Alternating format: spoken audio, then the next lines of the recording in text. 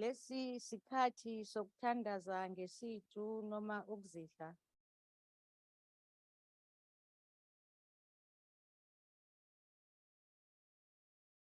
Siyathokoza ningahlala phasi.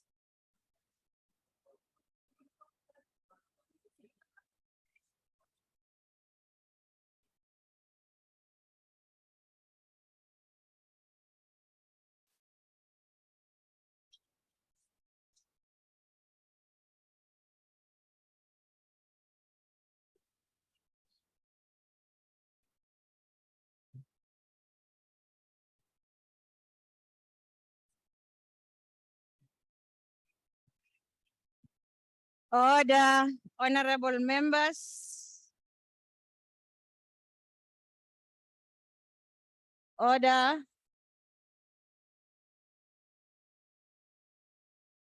The only item on today's order paper is questions addressed to the ministers in Cluster 3 governance. Order, honorable members.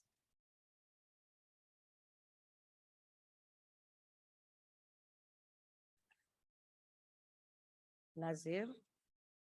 There are 4 supplementary questions on each question. Parties have given an indication of which questions their members wish to pose a supplementary question on. Adequate notice was given to parties for this purpose. This was done to facilitate participation of members who are connecting to the sitting through the virtual platform. The members who will pose supplementary questions will be recognized by the presiding officer. In allocating opportunities for supplementary questions, the principle of fairness, among others, has been applied. A member who is supposed to ask a supplementary question through the virtual platform and is unable to do so due to technological difficulties, the party whip on duty will be allowed to ask the question on behalf of their member. When all supplementary questions have been answered by the executive, we will proceed to the next question on the question paper. Members asking supplementary questions or raising points of order may remain seated when doing so. Although we don't encourage that, this came because of these mics that seem shorter, and sometimes when you have documents, you obscure the mic and the volume is not clear, especially to those outside who are on virtual platform. Although we don't really encourage it. If you are able to stand, please, you may do so. Honorable members, the first question today, which is question 473, is asked by the Honorable Buthelezi SA to the Minister of Cooperative Governance and Traditional Affairs. We now recognize the Honorable, the Minister. Thank you very much, House Chair. And honorable members, the answer is yes, there are improvements in the performance of some of the municipalities mentioned that are placed under administration, particularly the Amahlati. Amahlati local municipality, this is what happened. A functional audit committee was established. The financial delegations were instituted. Negotiations with creditors were undertaken. A financial turnaround plan was adopted by the municipal council. Improved legislative compliance was registered in the annual report, and financial statements were prepared and submitted. And meetings were held according to the schedule of ordinary municipal council meetings. As a result, there have been improvements also in the audit outcomes from qualified audit in 2018 and 19 to unqualified audit 2019, 2020 and 2020-21 financial years. In Walter Sisulu local municipality, the improvements noted including the filling of critical vacancies, such as the municipal manager, the chief financial officer, and the general manager, corporate services. There have been improvements in the functionality of the human resource component. The supply chain management policy was developed and implemented for the running of the procurement management processes. Regrettably, there were improvements,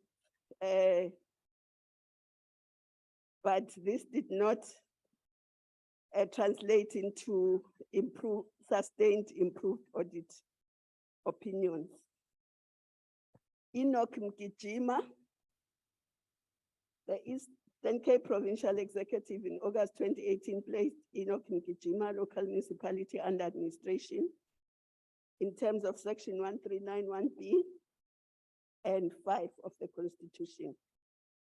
Unfortunately, the intervention did not yield positive results, particularly as it related to the implementation of the financial recovery plan. Cabinet then invoked section 1397 of the Constitution, read with section 150 of the Municipal Financial Management Act of 2003, wherein Cabinet imposed a financial recovery plan and assumed the responsibility for its implementation. The National Cabinet representative was appointed to lead the intervention team in April 2022. To complement efforts by the National Treasury, the Minister of Court appointed a task team to support the efforts of the National Cabinet representative. It is still early to tell if there are any improvements yet, as work is ongoing and may take time to address all the issues. Raymond Mhlaba and Beyers Nodi local municipalities, contrary to the view of the honorable member, Raymond Mhlaba and Dr. Beyers Nodi local municipalities were never placed under administration. And the second part of the question, the answer is no.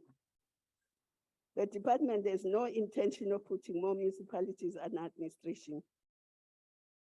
In any case, the responsibility to intervene in a municipality is vested with the provincial government in terms of section 1391-5. It is only when the provincial government fails to intervene in such dysfunctionality that the national government would consider putting such a municipality under national intervention. Thank you, Honorable. Thank you, Honorable Minister. Honorable Buthelezi.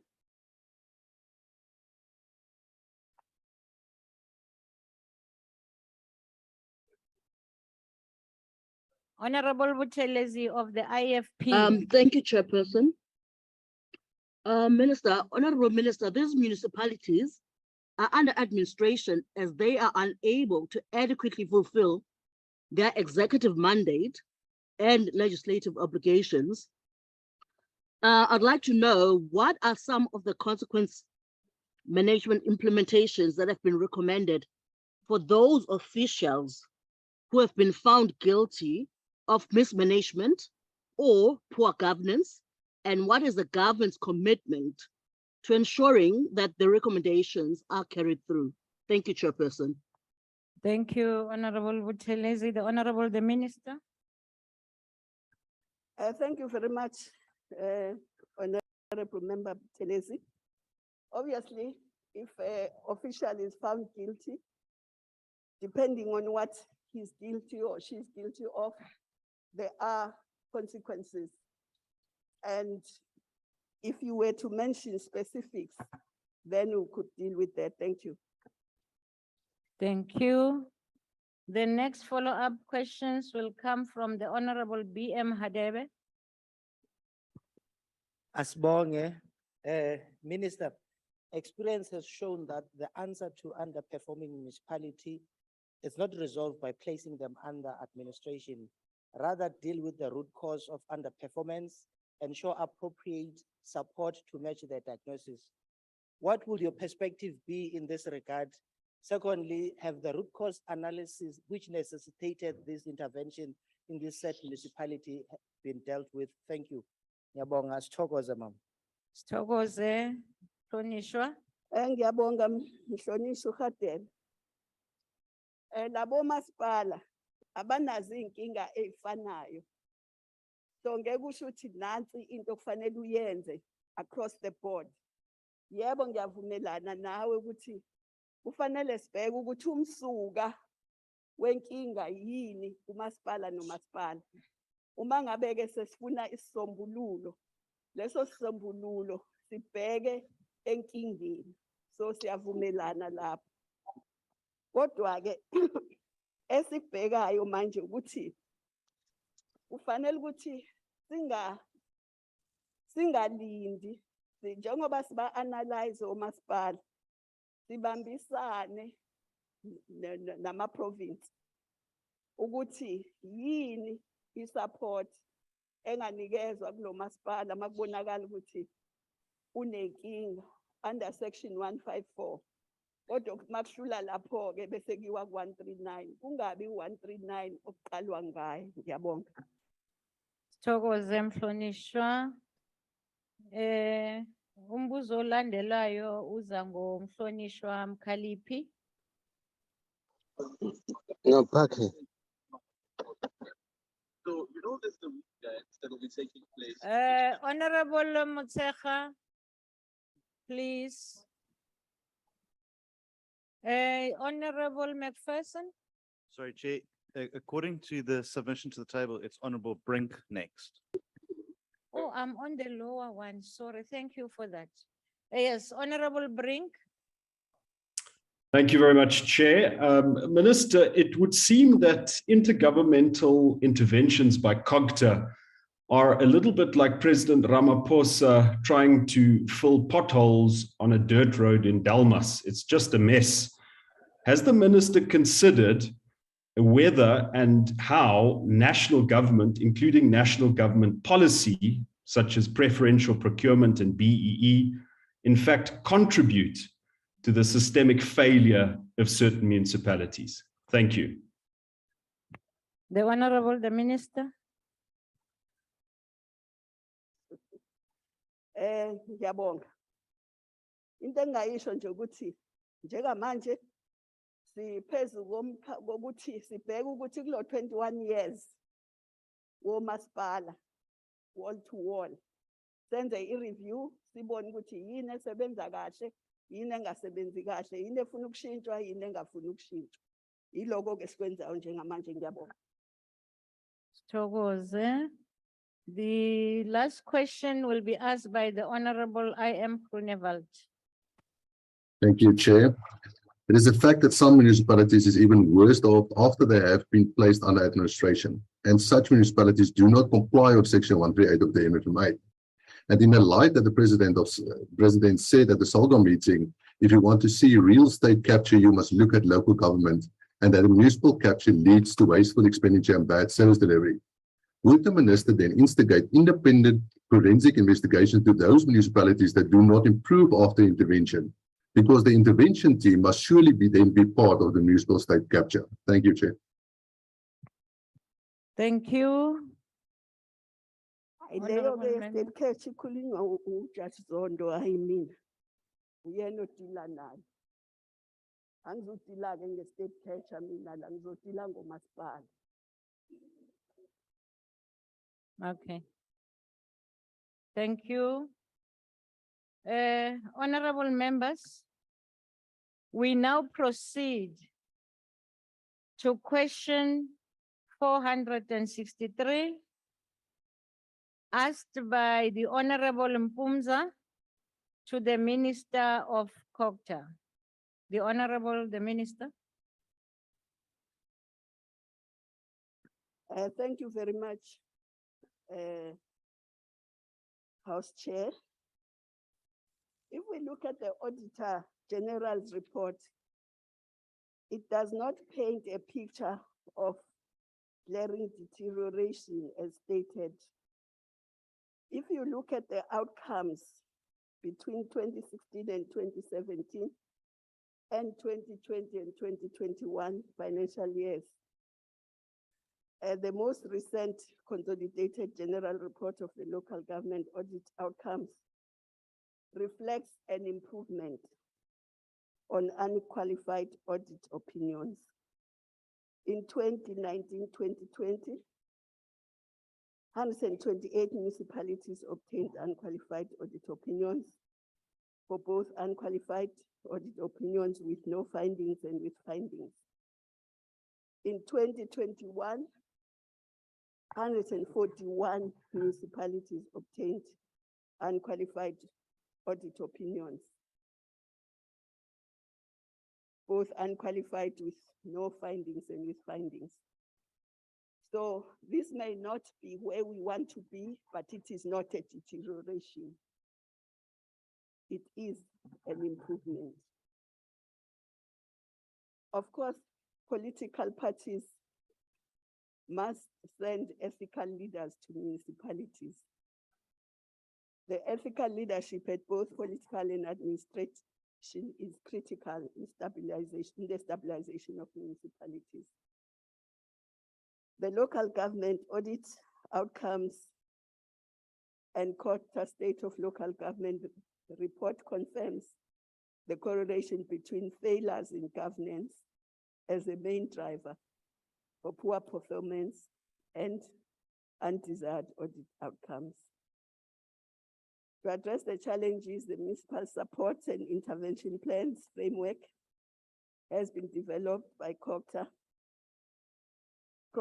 by the provinces, by SALGA and National Treasury to provide guidance on the development, implementation and monitoring of the municipal improvement plans. On the 20th of September 2022, which is next Tuesday, the Minister of COGTA will be launching the Local Government Anti-Corruption Forum and the Local Government Ethical Leadership Initiative in collaboration with key stakeholders. The Local Government Ethical Leadership Initiative project aims to facilitate a national dialogue on ethical leadership in municipalities, culminating in the development of the code for ethical governance for municipalities that sets out the principles and practices for ethical governance and leadership in local government. The B part of the question, the stability of municipal administration is an important component, both in building capacity and in creating a conducive environment. To strengthen institutional capacity, the minister promulgated the local government municipal staff regulations, which prescribe minimum competency requirements for staff below senior management. This should be viewed as a game changer in the professionalization of local government. The department also intends rolling out the prototype staff establishment project in municipalities to address challenges in the organograms of municipalities. The department has, through the Municipal Infrastructure Support Agent, placed civil and electric engineers in provinces to assist municipalities in planning and executing of infrastructure projects. The focus of these engineers is on poor performing municipalities and those that lack technical capacity to deal with the service delivery. Thank you. Thank you. I think I should also remind members about the time for questions. In that, the first question that is being replied to by the member of the executive, it's 4 minutes. And all the supplementary questions is 2 minutes. That's rule 142 and 7 and 142. And then the first reply, I mean the second supplementary question. You want to say something? I'm still talking on this. Yeah. The first supplementary question, the member is allowed to use 2 minutes, and subsequently other members who do follow up, it's 1 minute. So I don't want to sound rude without reminding you, because I'm going to stop you even if you are not done. So to be safe, please move away from preambles, especially those doing supplementary questions. Honorable McPherson. Thanks, Chair, and thanks for reminding members about the times, because 1423 states the minister's response must be 4 minutes. Yes. The minister has spoken now twice for more than 4 minutes. Not twice, it's only And now. I timed it myself. And if the minister can speak slightly close to the microphone, members would be able to hear, because members are struggling to hear. Okay. No, I remember as a chair, I know it's 4 minutes, and for supplementary, it's also 2 minutes and 1 minute for those asking. But don't forget that sometimes the discretion works. That's why I'm reminding members now. Honorable Mpumza. Thanks, Honorable Chair and Honorable members. Minister, one of the key weaknesses that give rise to the Auditor General's findings is the poor performance and the times of complexity of the municipal public accounts committees. What is the view of the minister that needs to be done to both protect and strengthen public accounts committees? Thank you. Hlonishwa. Thank you. To strengthen the oversight, some of the interventions were made through the new provision of the Municipal Structures Amendment Act, which empowers municipal public account committees, amongst others, to consider issues related, raised by the Auditor General. Subsequent to 2021 local government elections and establishment of MPEX, the department, in collaboration with National Treasury, SALGA, and other provincial counterparts, embarked on induction programs and workshops for MPEX. Furthermore, the department established MPEC National Forum, which comprised of the Department of National Treasury, SALGA, and AG's office, and provincial counterparts to engage on support and monitoring of the functionality of MPEX. Thank you. Thank you, Honorable Minister. The next follow-up question will be asked by Honorable Mkalipi. Thank you very much, Chair. Minister, the problems experienced by municipalities have been highlighted every single year by the AG. For example, there is a long-standing Section 106 report for Nala municipality in the Free State that has never been actioned. The AG has repeatedly identified the same problems for municipalities such as Amahlati and Makana in the Eastern Cape. Why has there been no remedial action taken based on the findings of the AG on many of these dysfunctional municipalities over past 10 years? Why have the same people who caused the problems not dealt with? Thank you very much, Chairperson. Thank you. The Honorable the Minister. Thank you very much, Honorable Mkalip. You just mentioned the municipality of Amahlati. And earlier, I explained what we have done in Amahlati, and even told this house that they've got an unqualified audit So I don't know why you are mentioning it as one of those municipalities where nothing is happening. Thank you. Honorable Brink, Chairperson, may I Honorable- move on? yes, Honorable Kalipi. Yeah, the minister, I mentioned 3 municipalities, including Nala, Amahlati, and Makana. But why the minister is specifically Okay, okay.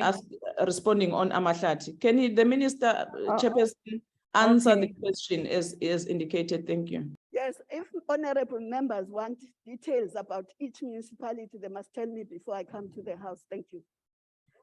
Presently, the minister is not responding, and can we proceed? Yes, Honorable Nazir. Chair. No, your member, I think I've responded to you on that. What is it now?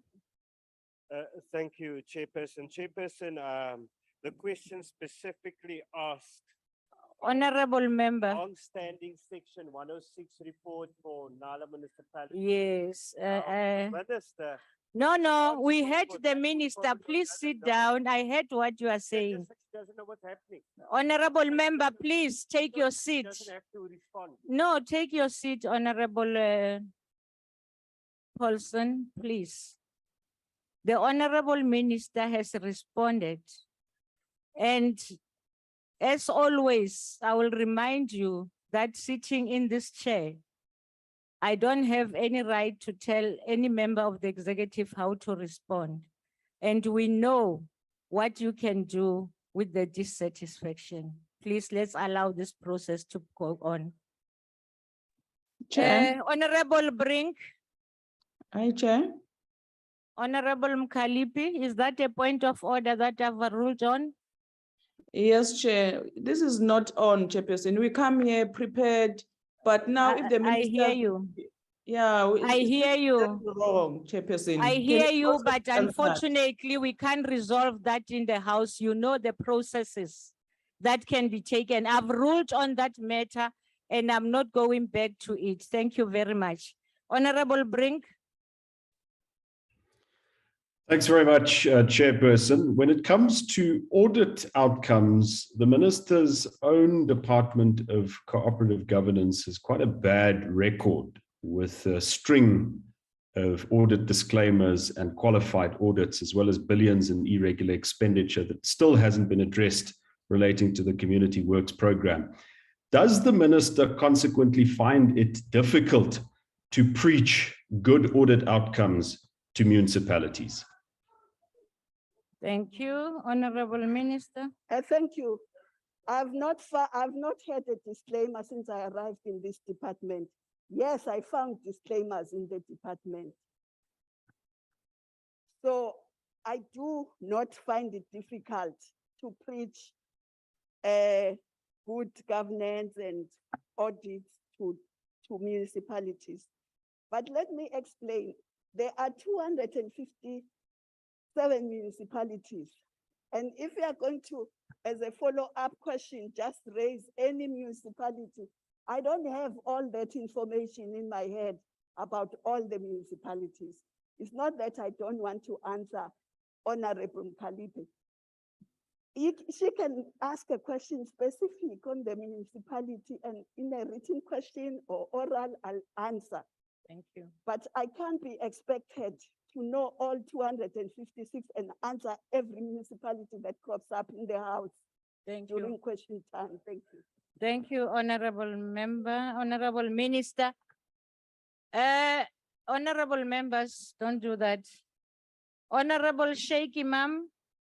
Thank you, House Chairperson. Honorable Minister, given that the poor state of some of the municipalities, particularly the high levels of corruption and looting, and I've requested a list. Order, honorable members. I've requested a list from your deputy minister sometimes last year on particularly KwaZulu-Natal, all the tenders that were awarded, who they are, who the directors, what is the value, where they finished on time. But what I want to ask you today, Minister, is will you consider putting a mechanism in place at local municipal level that all tenders that are awarded are advertised in the local community newspaper, the value of the contract, who the directors and owners are this, and whether you're getting value for money. That will go a long way, Minister, I believe, in trying to root out corruption, particularly at local government level. Thank Time you. is up. Thank you. Honorable, Thank you. I will discuss that with my colleague because as you know, FMM is not under my jurisdiction. It's under Treasury. So I'll take the matter to him and we'll discuss and see what is possible. Thank you. thank you. Those who are dealing with these cameras, please assist us. I had an opportunity to be on virtual during the sitting yesterday. This doesn't go well. Where you find that there are two pictures, a person is speaking, there's another picture of him behind, and it's just mixed up. So let's check those cameras. We have seen that many a times. Honorable members, we are done with question 463. We are now on question 492, asked by the Honorable Schreiber to the Minister of Public Service and Administration. Honorable members, I've been informed that the Deputy Minister will answer questions on the Minister's behalf. May I recognize the Honorable, the Deputy Minister? Thank you, House Chair. Thank you, Dr. Schreiber, for asking the question.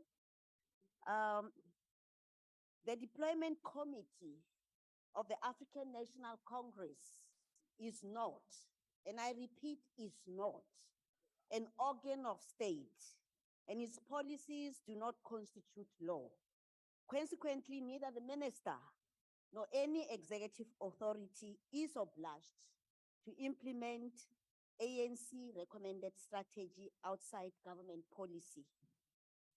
Due process always prevails in the event there is unlawful and unconstitutional conduct on the part of the minister or an executive authority. To date, no complaint has been received from any aggrieved party alleging that they have been prevented from openly competing for a position in the public service, or that having competed, they were overlooked as a result of adherence to the so-called deployment policy.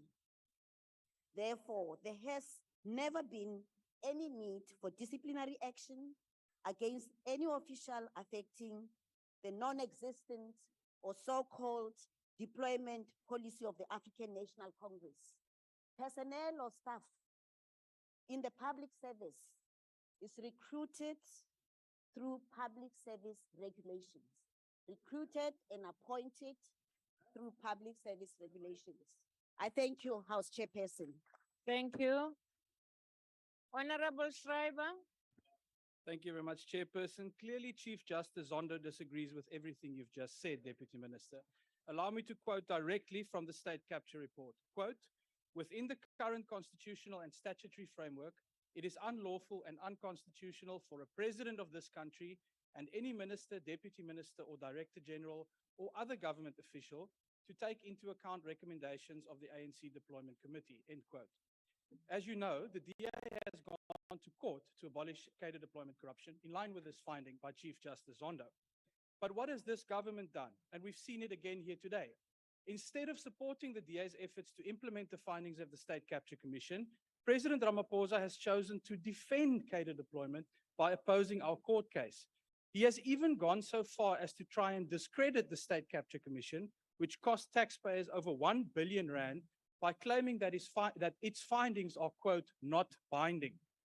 Honorable Deputy Minister, your own Department of Public Service and Administration has also joined the President in defending cadre deployment in court against the DA in defiance of the State Capture Commission. Do you therefore agree with the President that there is nothing wrong with cadre deployment and that the Zondo Commission's findings are not binding? Thanks. Honorable Minister, Deputy Minister. Thank you, Chairperson. It's unfortunate the way you actually misread the contents of the Zondo Commission report. It was based on the misinformation that you have actually provided, giving an impression that the African National Congress interferes in recruitment and appointment of staff within the public service. And this is why the Zondo Commission says this is not allowed. And of course, it's not allowed.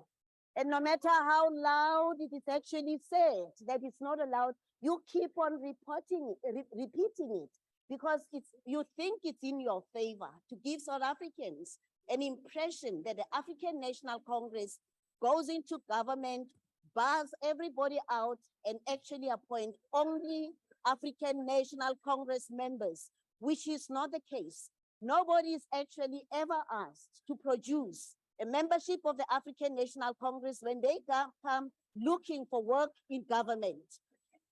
This is what the situation is all about. And in terms of Honorable Deputy Minister. Order, in terms of the matter honorable that members. is before the courts, again, you actually misrepresent what their affidavit is all about. The affidavit is not actually saying we are defending cadre deployment. It's actually defending the matter that you have actually put before the courts, so that they can actually go and make proper representation and not allow you to go and misrepresent government and the African National Congress in the courts. Sithokoze mhlonishwa. Sirakela phambili sibawa uMam Kibi abuze umbuzo. Thank you, Honorable Chair. Honorable members, please. I nearly asked the Deputy Minister to sit down because you were not prepared to listen to her. You were making noise. Mam Kibi, please start. Thank you. Honorable Deputy Minister, what we know is that appointments are made with due respect to qualifications and a match between competencies and job functions required in the public service. However, the matter of capability is a much harder requisite skill to achieve. In dealing with appointments, how is capability tested to ensure correct appointments are being made? I thank you. Sithokoze mhlonishwa. Mhlonishwa, Sekela Ngqongqoshe. Thank you, Honorable Kibi. It is in the interest of public service to appoint skilled and capacitated and experienced public servants in order for them to manage to carry out the mandate of the public service in an efficient and effective manner. And this is why appointments and assessments or recruitment, assessments and appointments within public service are actually properly guided by policies of the public service in government. Thank you. Ra leboga. Potso e latelang e tla botswa ke Mme Motsepe. Thank you very much. Minister, from a principal point of view, a party that wins election should have the leeway to appoint to position people who are familiar with its policy positions and are trusted. These people must, however, possesses the skills and intellectual, as you have said, capacity provided leadership, and not the appointment merely on the basis of their political party membership, even though they are corrupt and incompetent. What have you done to tighten the process of the appointment to ensure that these who get appointment, regardless of their political beliefs, are competent and incorruptible? Are you satisfied with the output from the National School of Governance in training civil servants, despite the poor quality of the curriculum there? Thank you, Honorable Chair. Thank you, Honorable Member. Honorable Deputy Minister. Thank you, Honorable Chair. I won't be in the position, Honorable Motsipe, to assist you if you continue to be suspicious of what is actually being done in government. We all know that within the constitutional democracy that we're operating in, everybody's right is protected. And where rights are being violated, everybody has got the right to challenge the right that is being violated. So there's no political party that can ever come into government and actually manage to just appoint only their members. And this is also the situation with the African National Congress. We're not appointing our members. We appoint South Africans because we know once we win elections, we don't represent only members of the African National Congress, we represent South Africans. And in terms of the National School of Government, I hear you doubt the ability and skills of the people who are actually providing services within the National School of Government. Let me just remind you that that National School of Government also is not actually run by ANC cadres. It's run by South Africans who are skilled, who have experience, who got capacity, who are supposed to actually capacitate all public servants, regardless which political parties they come from. And this is why we are actually looking forward to really manage to build a capable developmental state with the kind of public servants we will be in the position to have after the training. I thank you, House Chairperson. Thank you very much. One more reminder before I call on the next follow-up question. It's 1427. You cannot ask more than one question on a follow-up. Honorable Sheikh Imam. Thank you, Chairperson. Honorable Minister, the truth is all political parties only employ people from their own parties in official position. That's a fact. But all political parties, all of them. But Honorable Minister, there is an ideal example of someone in Parliament, this particular house, that has been appointed who doesn't have the skill, does not have the qualification, does not have the experience, earning 2.2 million. There is no position in the structure currently. The audit outcome clearly indicated he did not have the experience and the qualification. He still got the job. And somebody in this Parliament committed suicide, and your Public Service Commission found him guilty, wanting in terms of his conduct with his employees here. Yet Parliament has now extended his contract for another 1 year. Now you tell me, Minister, is this correct? The time is up, Honorable Sheikh Imam. Honorable Deputy Minister. Thank you, Honorable Sheikh Imam. What I need to actually just remind you is also separation of powers. If you talk about matters within Parliament, from Public Service and Administration, we wouldn't be in the position to manage to actually deal with them because Parliament is an independent arm of state. We actually may focus on government. I thank you, House Chairperson. Ke a leboga mme. Putsisho e latelang e botsiswa ke Mme Phiri to the Minister in the Presidency for Women, Youth and Persons with Disabilities. That is question 464. The Honorable the Minister.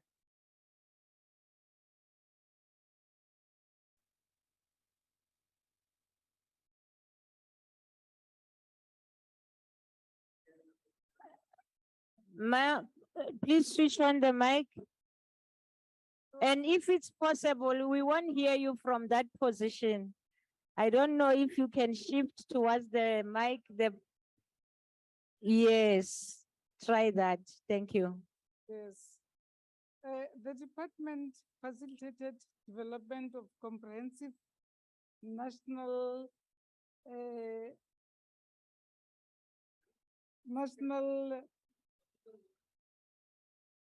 GBVF prevention strategy.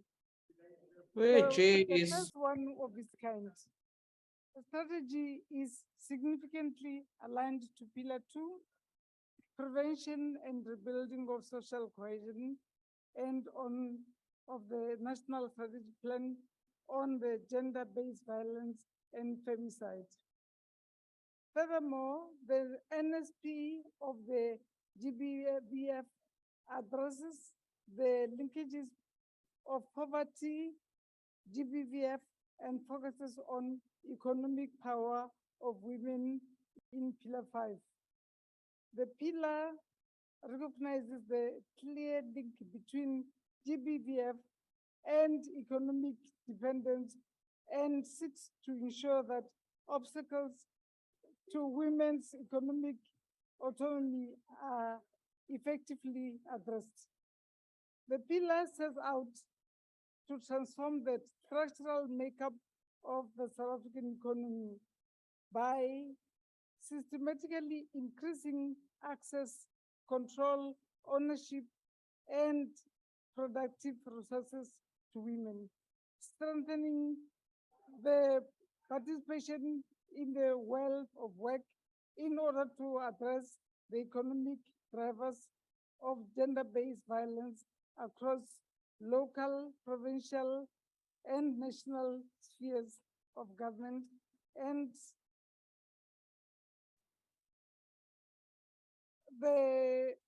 we would do this working together with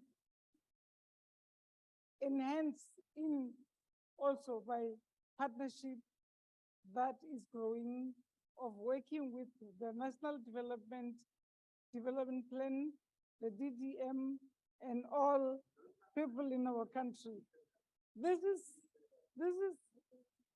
a in-law. We have to eat it in chunks, but reality is more women are killed by their own in our country. On a point of order, Chair. Honorable Mentor, yes. What's your point of order? The minister is speaking very far away from the mic. We can't hear anything about this important question on GBVF. Even if she can start from the beginning, we're struggling. Okay. Yeah, I can see the mic is not directly with her. That's why I had asked that she change seats so that she stand directly. Okay, I will allow the minister to sit down. It's better when you are seated, ma. Just proceed from where you ended. Does Chair want me to start from the beginning? No, where you ended. Okay. Or would you like to start from the beginning? No. Okay.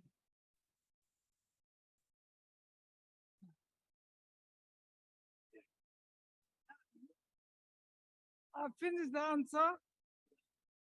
Unless there are supplementary questions. Oh, you were done. Okay. Yes. No, thank you. I'm sorry. I thought maybe it's me who disturbed you with the point of order. Honorable members, please. I'm ready. Please. The noise is too much. Mepir, Jolapin. Ke a leboga modulasetulo. Nna minister ko go kwele karabo ya gago e akanya gore go na le tlhokomelo e kgologolo ya go šoma o ba go tlhotlheletša le go lekanya maatla magareng ga mafapha kudu-kudu tša badudi le mafapha ao a tswalanang le tša malapa. Potšišo ya ka go wena mo lekgotlaphethiši ke gore ke efe tshepišo yeo o ka re fang yona ya kgodi ya kgogo goba ya makgonte yeo ka yago wa e dudiša goba wa e presenta kua go cabinet yeo e ka bago ya tswalanya mafapha ka moka. Ke a leboga modulasetulo. Re a leboga. Ke a leboga moleloko ke re indlovu ya ena le. We've never had such pandemic. Babuzwane, ako uthi mic leyo uyithi kancane yekumha. Ahage. Rakela phambili. We are working with all government departments, particularly with the IMC, and in particular, report monthly to the president as to the developments in this area that we're working in a collaborative fashion. We've signed MOUs with other departments where we deemed it necessary, basic education, agriculture, and many others, to augment the work that is being done by the IMC. Indeed, in dealing with gender-based violence and femicide-related social ills, we need to look at the family structure as the center of education and development.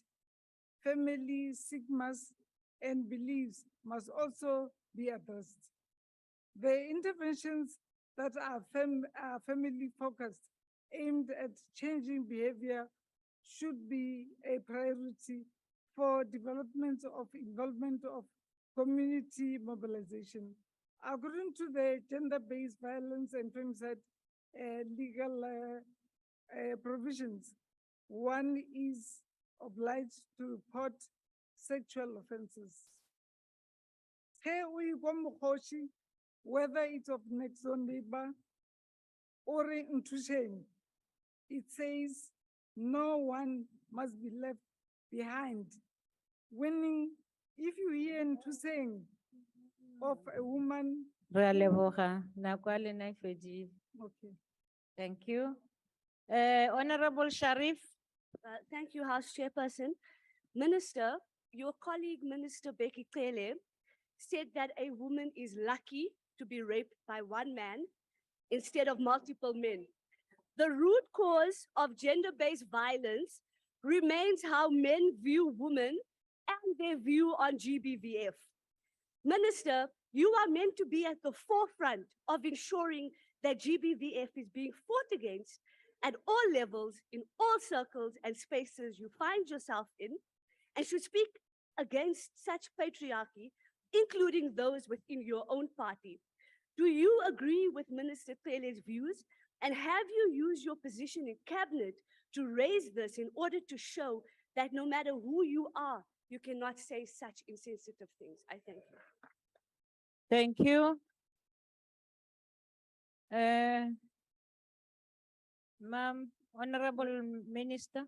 Every opportunity we get, we start with, if we have to have a peaceful and safe South Africa, it has to start from home. It takes a village to raise a child. We cannot raise boy children separate from girl children. We mustn't orientate them separately. They are all our children, and we should endeavor to do that. We also have worked with all the 5 ministries of forming the IMC to deal with this problem. But the root cause of it is, what do the families, what do the communities, and what do the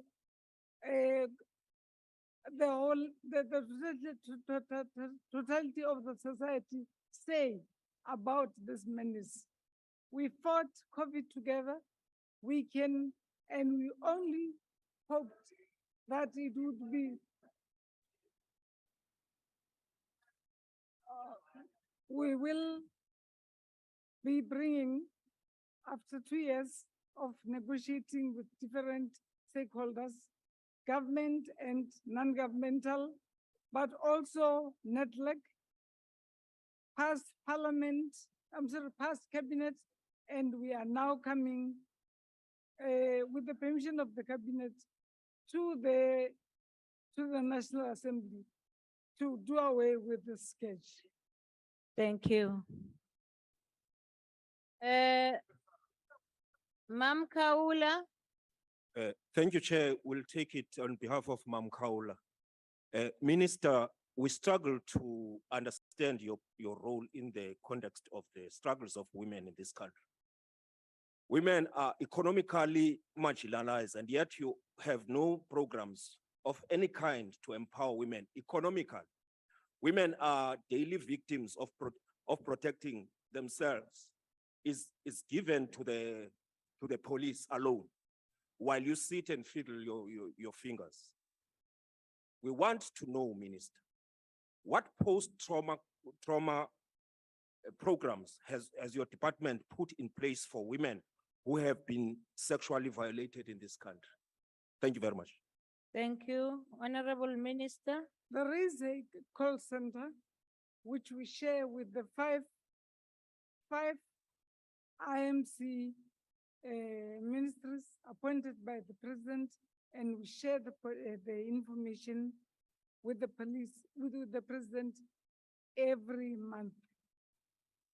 But like I said, if we have to change this thing that's new from us, we will have to start with the family and orientation of our families and do away with drugs and all alien things that come our way and unfortunately came to during or heightened up during the serious lockdown, for it was necessary.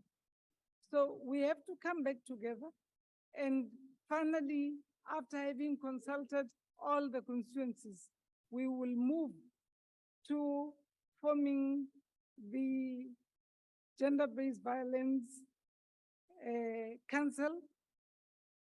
It will pass through it has passed through all the other stages, but it will also come to you, Parliament, to debate this and finish with it so that we leave no one behind, and we work to mean that it is our problem, all of us.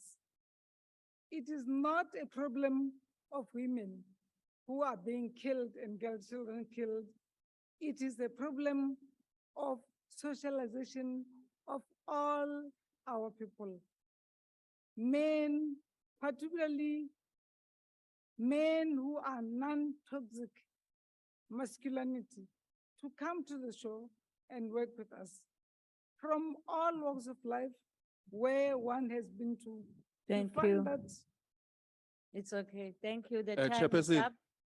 sorry, Chairperson, I would say that the EFF is available, Chairperson, for breathing classes and voice projection. Is that a point of order?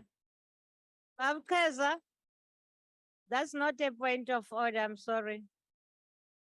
That's not a point of order. Please, let's not bring frivolous point of orders in the house. I have a IFP. I don't have the name. Who's taking the supplementary question? Honorable Chairperson, I'll take it on behalf of Honorable Slangwa. She's having load shedding problems. And I'm going to follow my question, if you agree. And I'm going to follow up on my question on the issue of post-trauma, as asked by the Honorable EFF member. Far too often, Honorable Chair and Minister, we focus on the victim and what happens to the victim and what kind of counseling should be made available to the victim. But little do we realize, and we should be realizing, that the impact on a family, on children within a household who see their partners abused through drug or alcoholic abuse, what kind of psychological and social support does your department offer to the family unit, especially to children that may be traumatized from any action of gender-based violence within a household? Because we are neglecting those children that are affected by this gender-based violence. Thank you. Thank you. Honorable Minister. we are working at the apex with 5 IMC cabinet ministers, but this matter needs all of us. It must start from the family, it go to the community, to the society at large. It has to be that we are all concerned with this, because the enemy is not from without, but from within.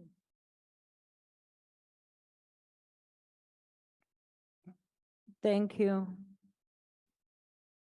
We now move to question 486, asked by the Honorable Heron, also asked to the Minister in the Presidency for Women, Youth, and Persons with Disabilities.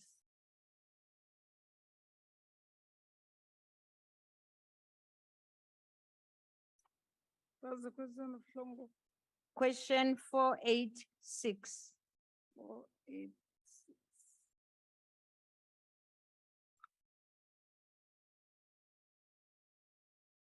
Honorable Heron has asked the question.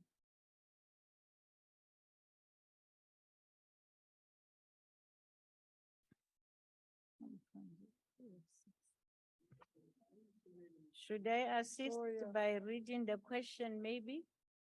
Yes. Okay. You just.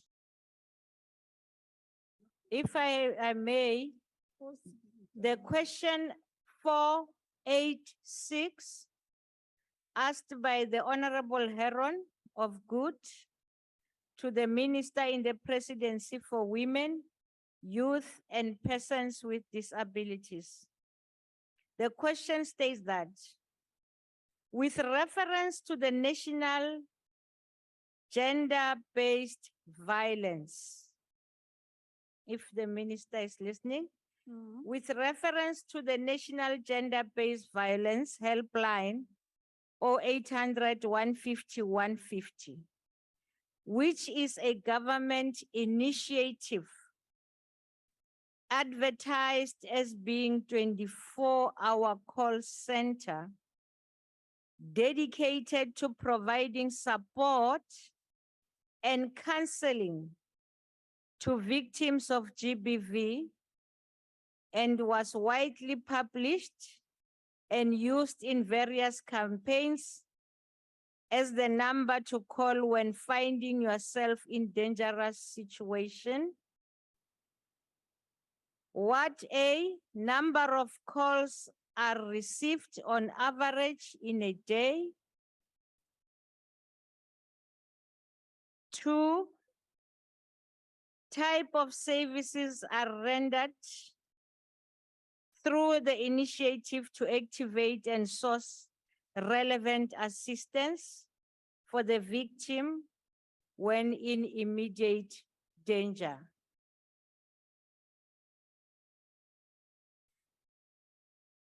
The helpline, Honorable Minister,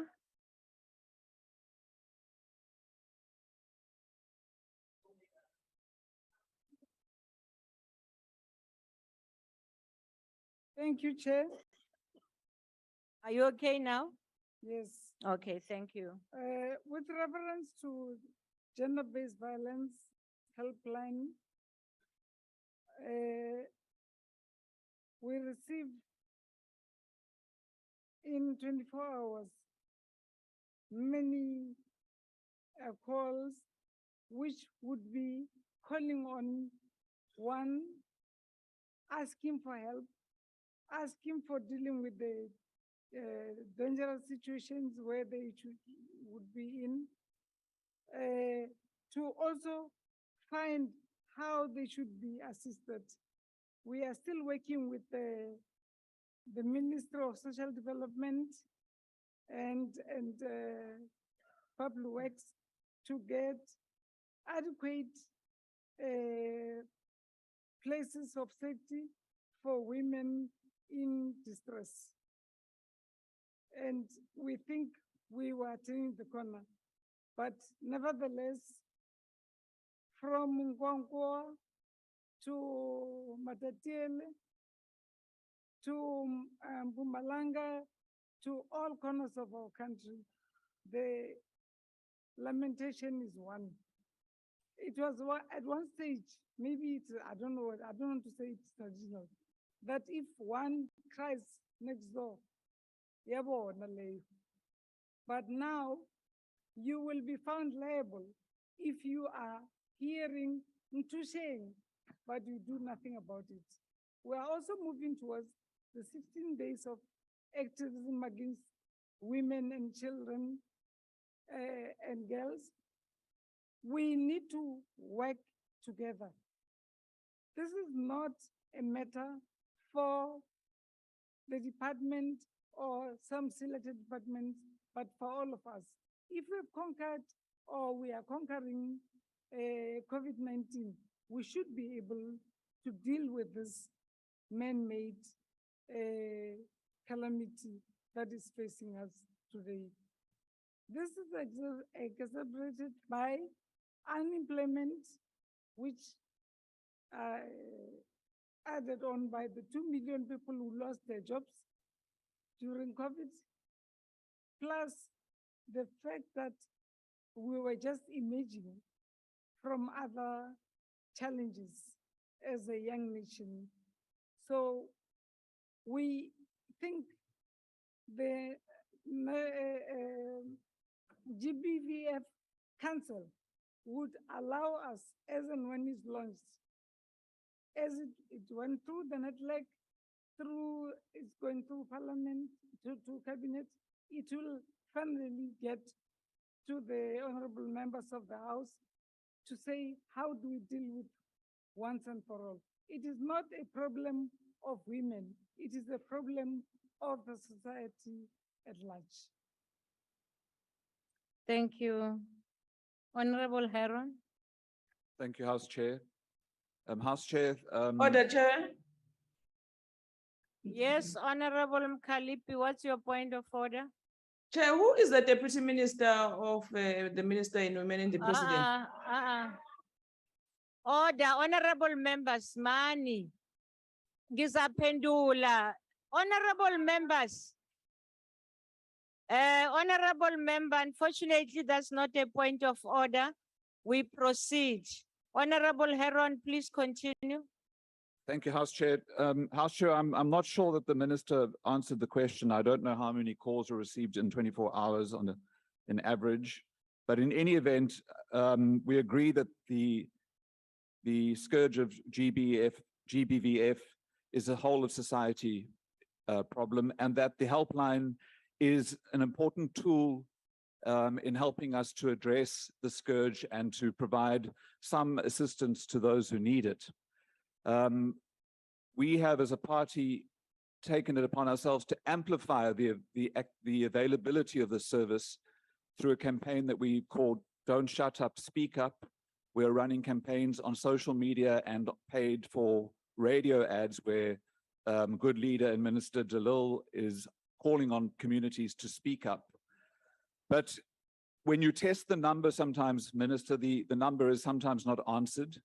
On occasion, when it is answered, the call center operators are very empathetic and very sympathetic.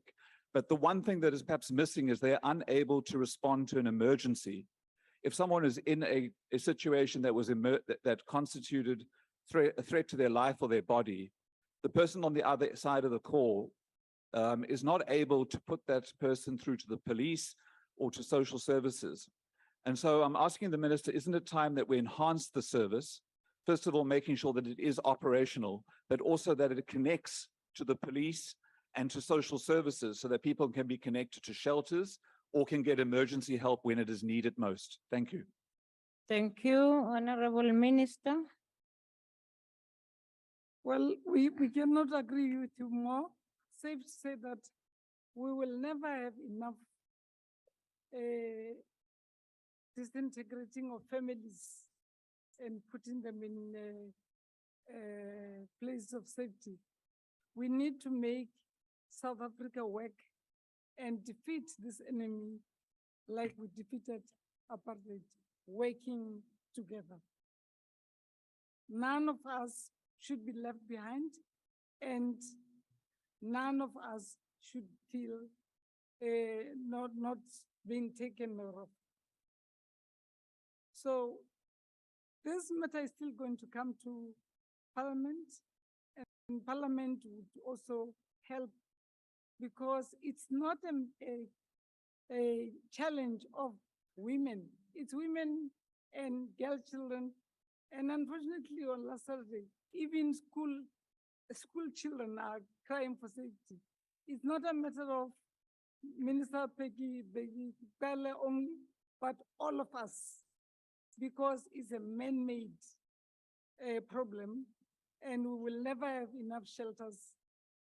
But we must also be on the door to help survivors. We should not call them victims forever, because that doesn't help. Thank you.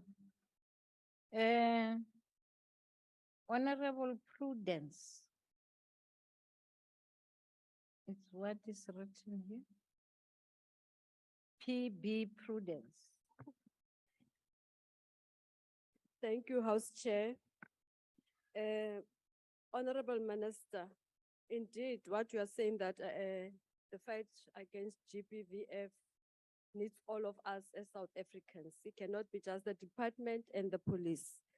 My question to you, Honorable Minister, is that since the setting up of the GBVF Command Center, has the department conducted an analysis of the nature of cases that are received by the center?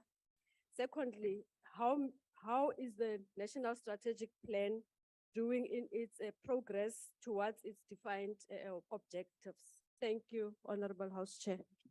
Thank you.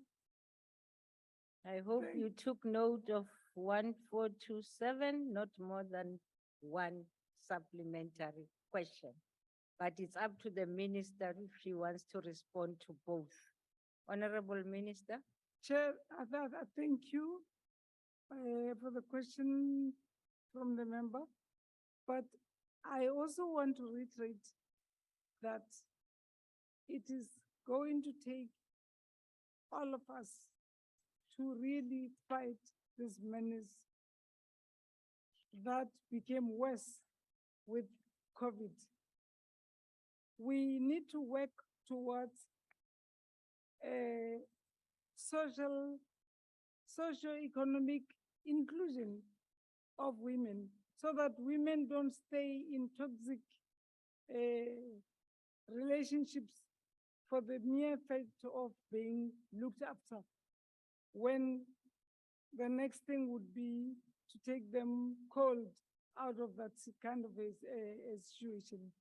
So we are not, our mandate is not only to save women from being hurt, but also to open up doors, as President has said, for them to also have a meaning to help themselves, open doors for women to become full participants in the economy of our country, and that equal job is equal to value is equal to the remuneration that they'll get at the end. That has been a problem even in the civil service. So come one, come all, we will send the invitations.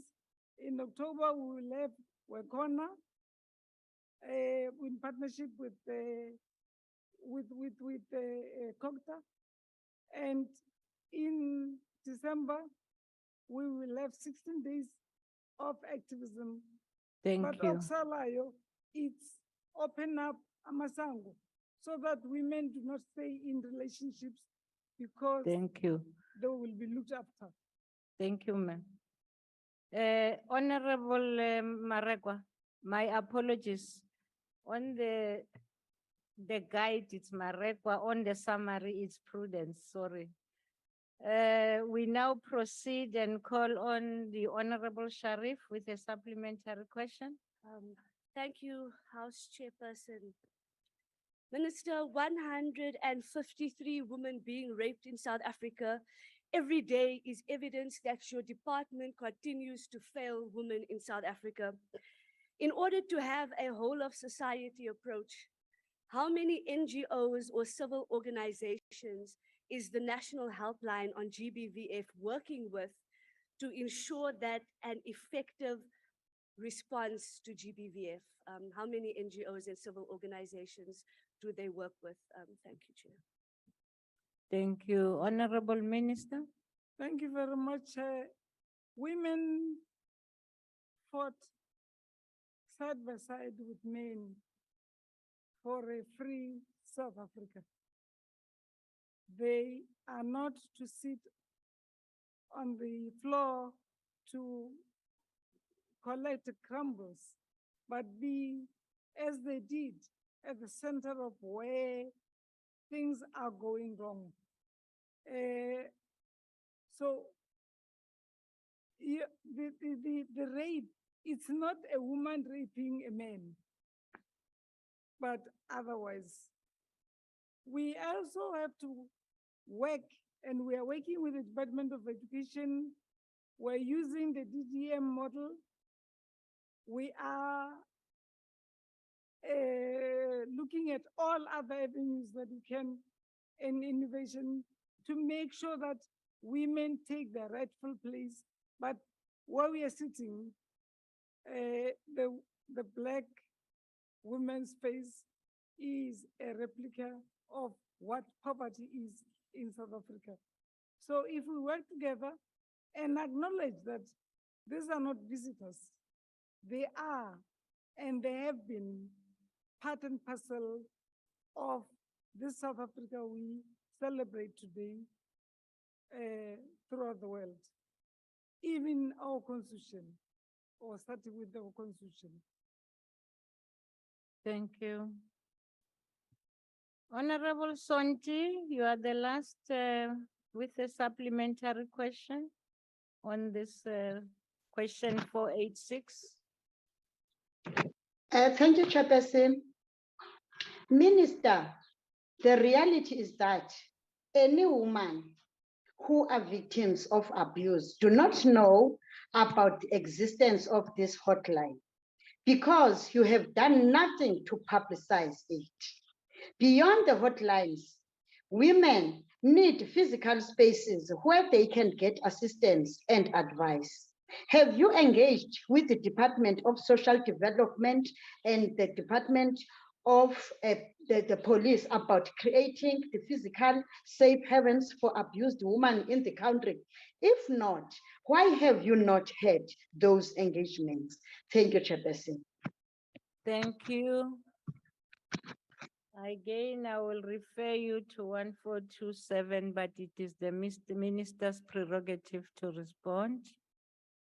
Well, I've said it before, but I'll repeat again that the call center is shared between the IMC appointed by the president, but in particular, it is the Social Development Ministry that pays civil society organizations.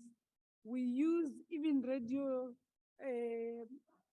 stations for all other languages to know what to say or what to ask when they are in distress.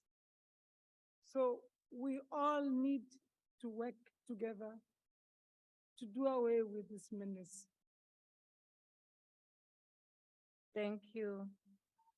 We now proceed to question 465, asked by the Honorable Maneli to the Minister in the Presidency. Honorable the Minister.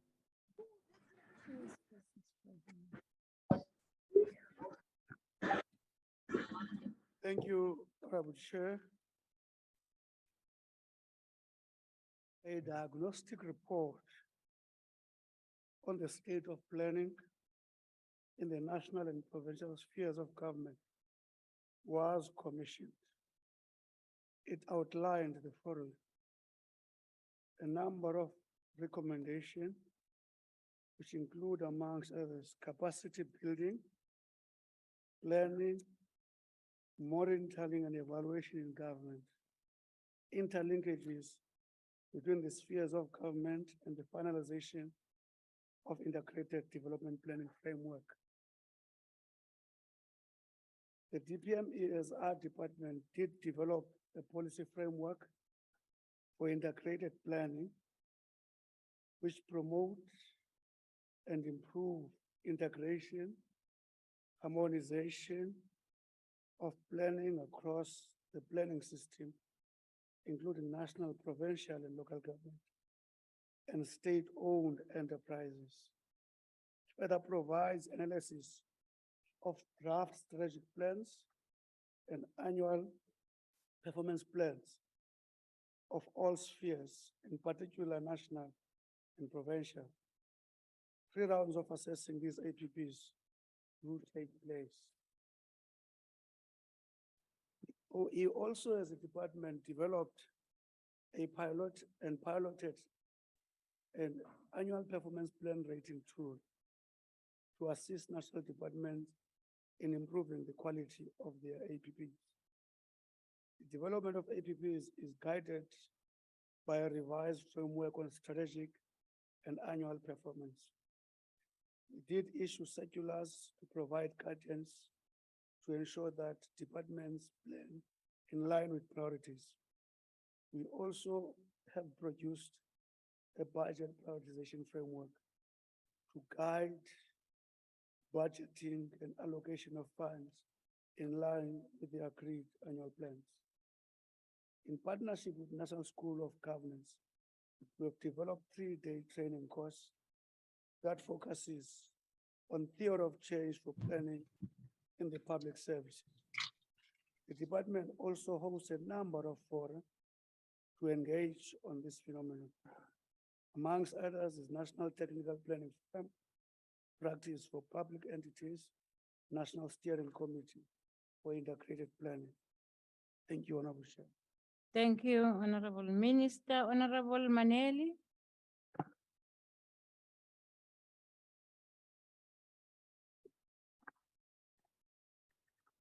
Yabulela Sihlangu. Minister, on a regular basis, the department and National Treasury interfaces with national and provincial departments in an assessment and self-assessment of performance. What are the findings from this assessment session that will assist Parliament oversight focus on performance and accountability? Thank you, Chairperson. Thank you, Honorable Minister. Thank you very much, Honorable Member. I am advised that at some stage that exercise did come to a stop. But having said, in giving the opening answer, we are processing, and it's a policy that is going to land here in Parliament and translate in legislation an integrated policy framework, which will take care of the objectives that exercise had intended. Thank you. Tatumbel, question ngelakho. Ngiyabonga Sihlalo. Now, we all know that the ANC's litany of governance and delivery failures is caused primarily by the culture of chronic weak accountability for poor performance and misconduct in the public sector, which itself is rooted in the ANC's cancer of cadre deployments that has infected virtually every department and organ of state. It is only when public officials and political office bearers face the threats of being fired for chronic underperformance or maladministration when we'll start seeing a turnaround. And the enforcement of this has to start right at the top, cascading down to every level of government. So, Minister, when will we start seeing recommendations by the DPME for the dismissal of deadwood in the public sector? And in particular, the enforcement of this hard line by the president, by him firing poorly performing cabinet ministers. Thank you. Your time is up. Your time is up. Honorable Minister. Very much, Honorable Member. I am yet to find, after an interview, a recommendation for appointing a candidate on the basis that he is a member of the ANC. I am yet to find that in the documents of government. I'm yet to find that. Secondly, I'm yet to find all these officials, DG down, having been appointed because their CV says you are from Lutuli House.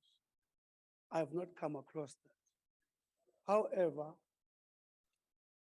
an impression that there are no excellent pockets in this government would also be misleading. You've got performing financial institutions under the leadership, IDC. Yes, IDC, Sasria, which was able to pay insurance, is run under this government. Had it not been properly run, it was actually organized in the manner you say, it would not have had the capacity. We have a treasury. Honorable McPherson, firstly, I don't know why you are standing because the minister is responding.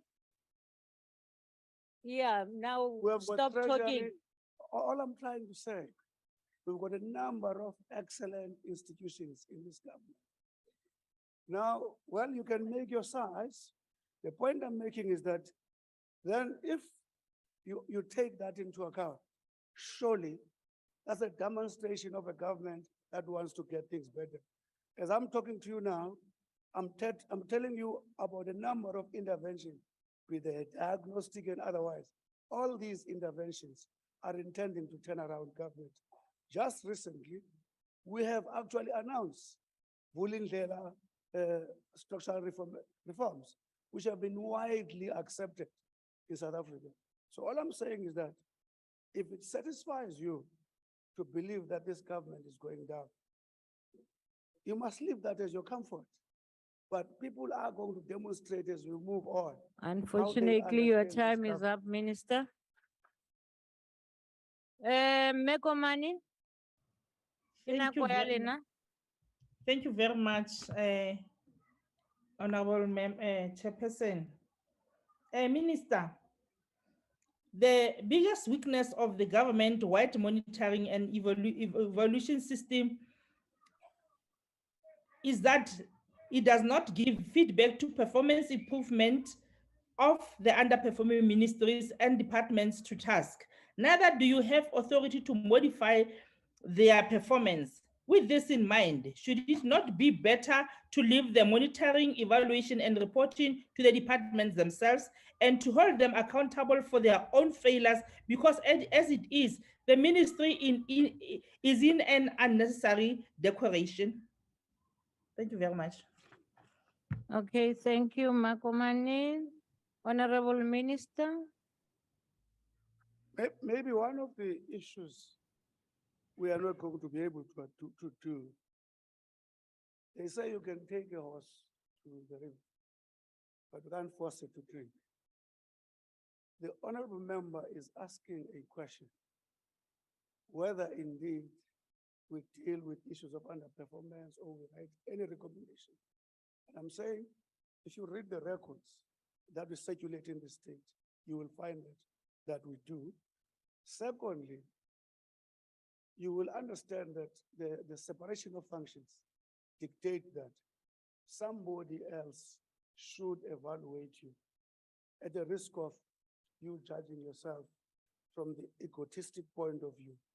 So we still believe separation of these functions remains correct, but our commitment is to continue improving. Thank you very much. The last question on question 465 is from the IFP. Thank you very much, Honorable Chairperson. Honorable Minister, Honorable Maneli, who is an ANC member to boot, has clearly identified the shortcomings that are revealed within departments in her question when an oversight committee scrutinizes a department's budget. Now, you've spoken about the diagnostic report that was commissioned. You've spoken about plans produced. You realize that there are shortcomings in departments. What does the Department of Monitoring and Evaluation do to ensure that these shortcomings within the departments are brought to the attention of the departments, firstly? And can you give us one example of a direct intervention by Department of Monitoring and Evaluation that has helped a department improve accountability and their performance? Thank you. Thank you. The Honorable, the Minister. Thank you, Honorable Chair. As I'm talking to you now, we've got a special session in the area of infrastructure to improve systems alignments and to make sure that project preparation capabilities are improved. As we speak now, one of the challenges in infrastructure is the inequitable distribution of capabilities in preparation for projects. As we speak to you now, a number of projects that have passed the test are mainly in the metro municipalities and at national level because of the inequitable distribution of that. Those are some of the examples of our interventions. And I've already said that we have circulated documents. We actually do half-yearly assessment. In that half-yearly assessment, we actually analyze performance and underperformances and follow that with what we call remedial actions. Thank you, Honorable Speaker. Thank you. We now proceed to question 495, asked by the Honorable Gondwe to the Minister of Public Service and Administration. 495. May I ask the Deputy Minister to respond?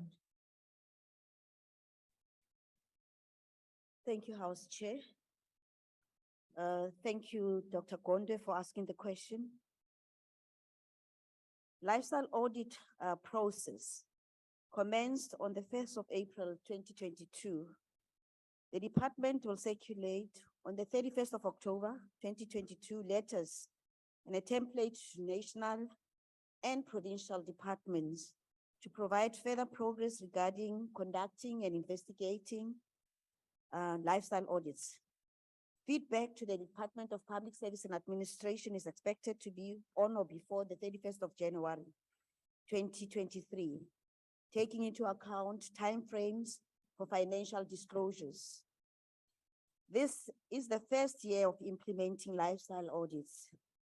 Currently, 51% of national departments and 17% of provincial departments have already conducted lifestyle audits. I thank you, House Chairperson. Thank you, Dr. Gondwe. Yes, Honorable McPherson. Chair, we did notify the table. Dr. Schreiber will be taking the follow-up on behalf of Dr. Gondwe. Thank you. Okay. Oh, yes, I'm sorry, it's here. Dr. Schreiber. Thank you, Chair. Chair, I just first need to flag that if the Deputy Minister is not aware about cadre deployment, she could ask her colleague sitting next to her, Honorable Dlamini Zuma, who attended on the 11th of May, 2020. Chair, on this question of lifestyle audits, and specifically when it comes to cabinets, the President in his first State of the Nation debate in 2018 promised lifestyle audits also for ministers and cabinet members with much fanfare. And yet here we are over 4 years later, and now we hear about 2023. After nearly a full term in office, not one cabinet member in this government has been subjected to a lifestyle audit. Instead of new dawn, we've got new dololo. But perhaps this is all because the President himself doesn't actually want to undergo a lifestyle audit himself. After all, such an audit may very well have uncovered millions of dollars stuffed in the furniture at Pala Pala. And yet, there is one government in this country that immediately implemented lifestyle audits upon assuming office. A government that says what it means and does what it says. That government is the Western Cape government, led by DA Premier Alan Winde. Not a single other province has conducted a single lifestyle audit on a single cabinet member, but the Western Cape has finalized its audits over 3 years ago. Honorable Deputy Minister, given that the DA-led Western Cape has succeeded in conducting lifestyle audits where the ANC-run national government and all 8 ANC-run provinces have failed, does this confirm that the DA runs cleaner and more effective governments than the ANC ever could? Thank you. Deputy Minister. Thank you, House Chairperson. I'm not sure why Honorable Dr. Schreiber is actually persisting on engaging on cadre deployment when we're now on lifestyle audits. I guess whatever I've actually said to you earlier must be very painful. But in terms of lifestyle audits, you're actually saying we've done nothing, regardless of the fact that I've just indicated that the process has started in April 2022. We have already started, and I've indicated the figures nationally, it's 51%, and for the provinces, it's 17%. This is what I said earlier. Now you want me to repeat it. And somehow, to some extent, you want to actually say, it's only the Western Cape that's only doing it. Are you a government within a government that is actually running independently? Because Western Cape is supposed to be getting cues from the national government. And we are happy that Western Cape is responsive. Equally so with other provinces and departments in terms of what is required in really doing lifestyle audits. Thank you, House Chairperson. Thank you. We proceed to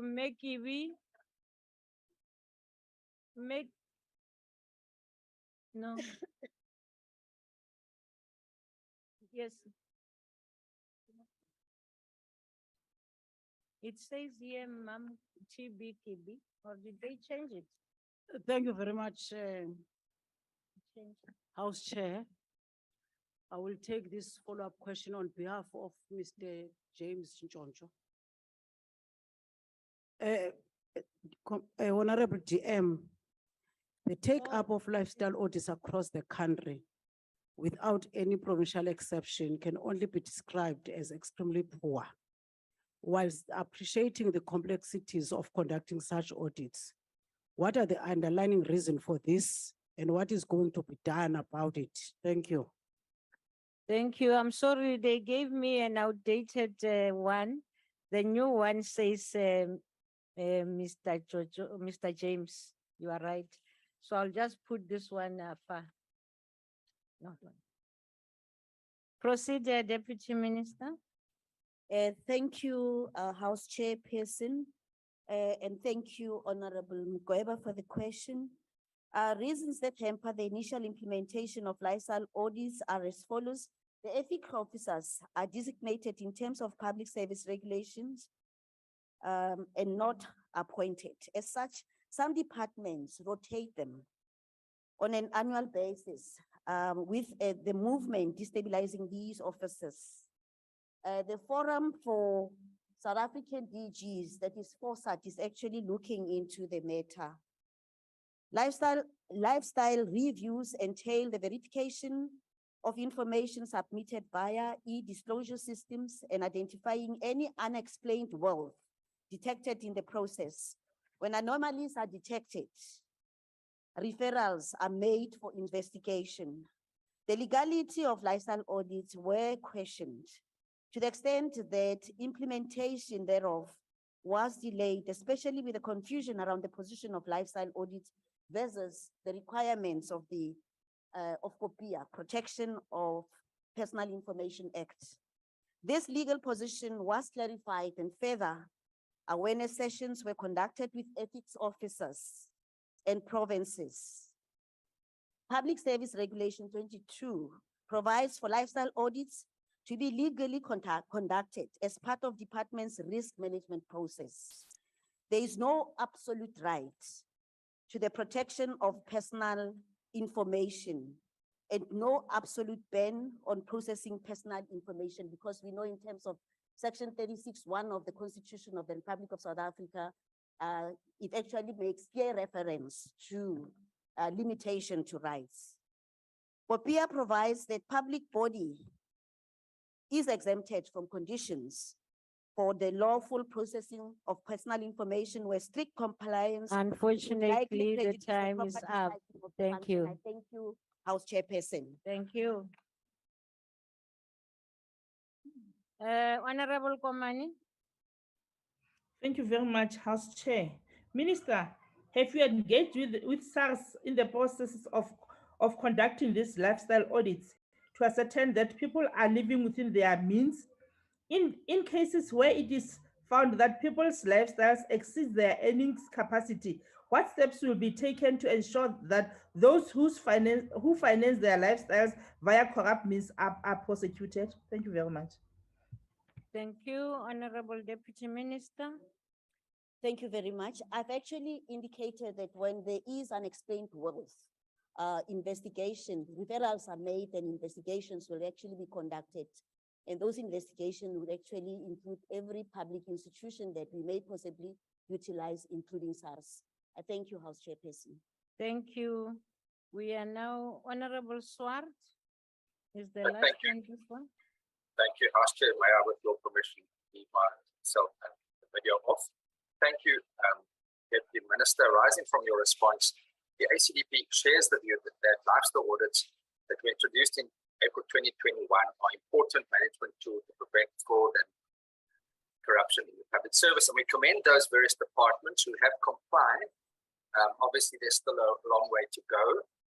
I wanted to ask you about the issue of once investigations have been conducted, whether there be cooperation with SARS. You've already responded to that, and I appreciate that. But one of the issues I'd like you to touch on is one of the problems is where public servants violate the Public Servants Act by conducting business with the state, often at grossly inflated prices, or conducting other remunerated work without the requisite Your authorization. time is up, Honorable Member. Will this be investigated? Thank you. Thank you, House Chairperson. It wasn't really easy to hear Honorable Swart, but what I actually think I heard is he wants to actually know what should actually then follow after investigations. And primarily what needs to happen is after investigations and criminal charges will be laid, disciplinary processes will actually take place within the department. So there will be due process. In a nutshell, Honorable Swart, in order for us to actually conclude the process, I thank you. Thank you. We now proceed and go to question 484. As to the Minister of Cooperative Governance and Traditional Affairs. It's asked by the Honorable Mkalipi. The Honorable the Minister. Thank you, House Chair, and thank you to Honorable Mkalipi. The answer is no. I've not been informed of any such investigation at Umzwabantu local municipality in KwaZulu-Natal. But I have sent an inquiry to the province after receiving the question. So I will be following up with them. I've not yet got a response. Thank you. Thank you. Thank you, Chair. Honorable Mkalipi, please proceed. Thank you very much, Chair. Minister. Chair, can I be protected? Thank you. Minister, that is not true. I will also unpack it for you. The situation of Umzwabantu local municipality was sent to your office via email to your PA, Chief of Staff, and admin. The date is 17 June 2022. It's not possible that all of these people didn't send it to you. One forensic investigation advised council to suspend MM and other managers, but ANC councillors protected corruption. This was sent to your office, and I'm so surprised that you are saying here publicly that you didn't get it because it was sent on the above date. So now I wanted to know specifically, your office was informed or not about ABC councillor who is residing outside the jurisdiction of Umzwabantu local municipality, because this person by the name of Mrs. Nonhlanhla Luthuli is planted by that municipal manager of Umzwabantu, Mr. Kumete.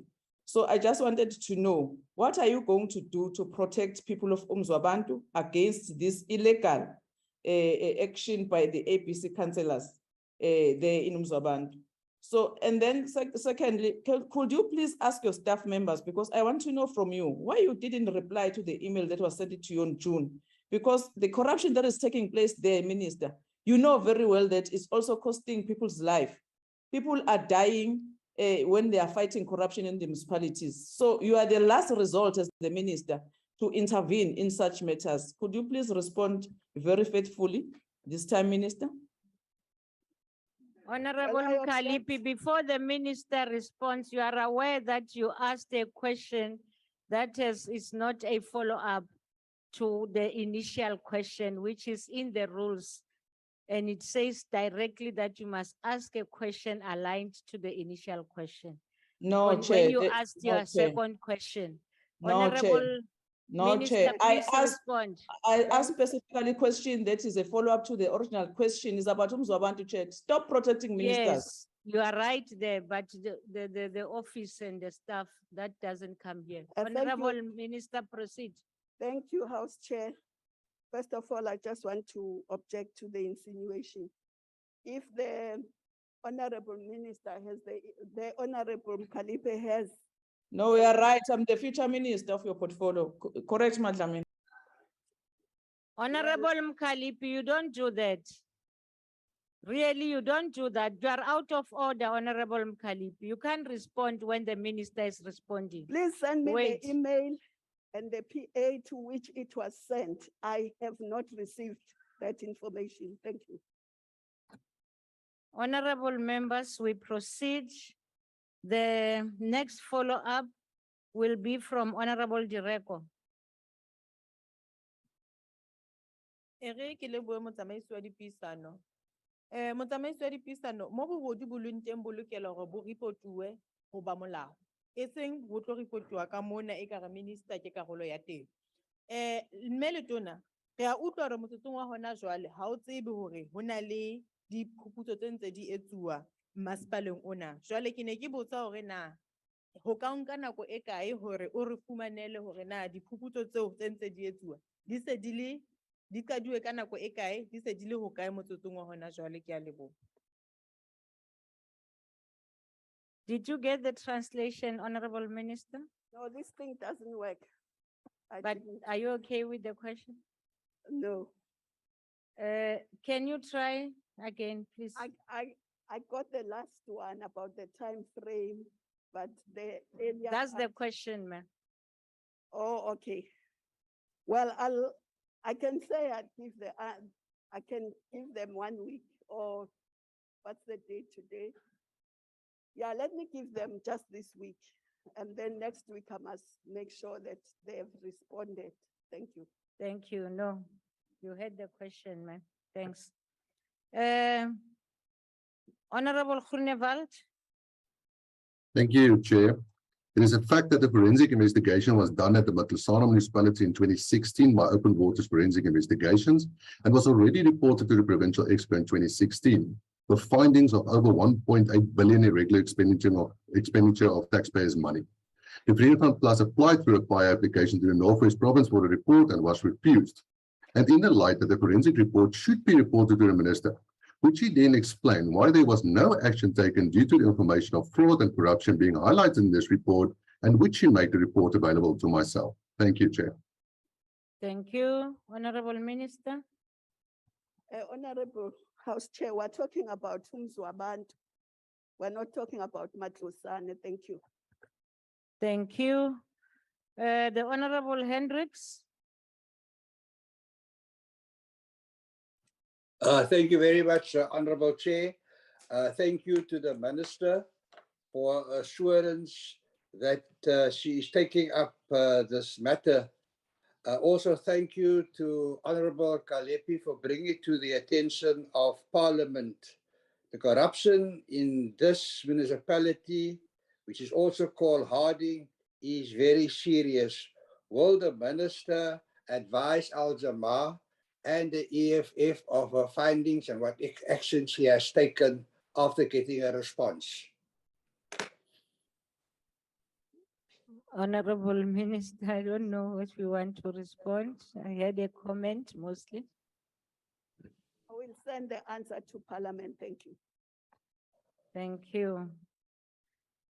We now proceed and go to question 466. As to the Minister of Public Service and Administration by the Honorable Ntuli. The Honorable, the Deputy Minister, question 466. Thank you, House Chair. Thank you, House Chairperson. Introduction of a guide to managing discipline in the public service was adopted in April 2021. Accounting officers are, in terms of Public Service Act 1994, responsible to ensure effective and appropriate disciplinary action against employees found guilty of financial misconduct. The challenge is being responded to in two ways. One, ensuring full implementation of legislative requirements to disciplinary action, and two, the provision of technical support by the Department of Public Service and Administration through the Public Administration Ethics, Integrity, and Disciplinary Technical Assistance Unit. I thank you, House Chairperson. Thank you. The Honorable Ntuli.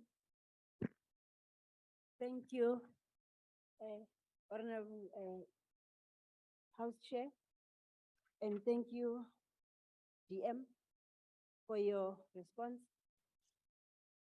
But furthermore, I would like to ask the follow-up question. Say, surely a period of 3 years lapsing before an employee who has been found guilty of financial misconduct cannot can apply for a post in government is far too short. This is hardly punitive. Give the number of cases that the Public Service Commission has reported, in brackets 3 4 found guilty in a year, and does not serve as a deterrent. What informs such a minimalist approach? Secondly, is the Public Administration Ethics, Integrity, and Disciplinary Technical Assistance Unit mandatory in case of financial misconduct assisting? If not, why not? Thank you. You are aware you have asked more than one question. Prerogative of the minister. Deputy Minister. Thank you, House Chairperson. In terms of, and thank you, Honorable Ntuli, for the question. In terms of the South African law, the belief is that any person can be rehabilitated and reintegrated into society once they have served their sentence. As such, the period of 3 years is deemed appropriate to prohibit a person who was found guilty of financial misconduct to be reappointed to the public service. However, this does not mean a person will necessarily be reappointed to the position that poses high risk, such as the one in finance environment.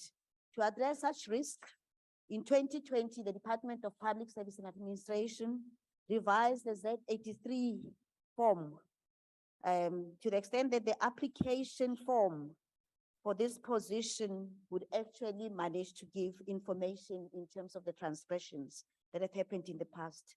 It is since then a requirement that applicants disclose all past misconduct. This information is considered during the appointment process. If it is not disclosed, the person should be dismissed. With the assistance of the PAEDU, or we call it Public Administration Ethics, Integrity, and Disciplinary Technical Assistance Unit, cases of financial misconduct are found not to be mandatory, as it is not prescribed as a mandate of the unit in terms of Section 15 of the Public Administration Act of 2014.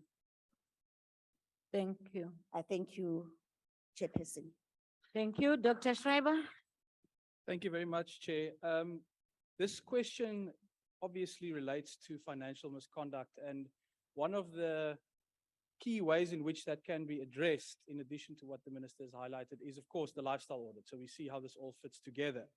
So given some of the statistics we've seen around disciplinary cases not being finalized, only 28% of cases in provincial departments have been finalized this year.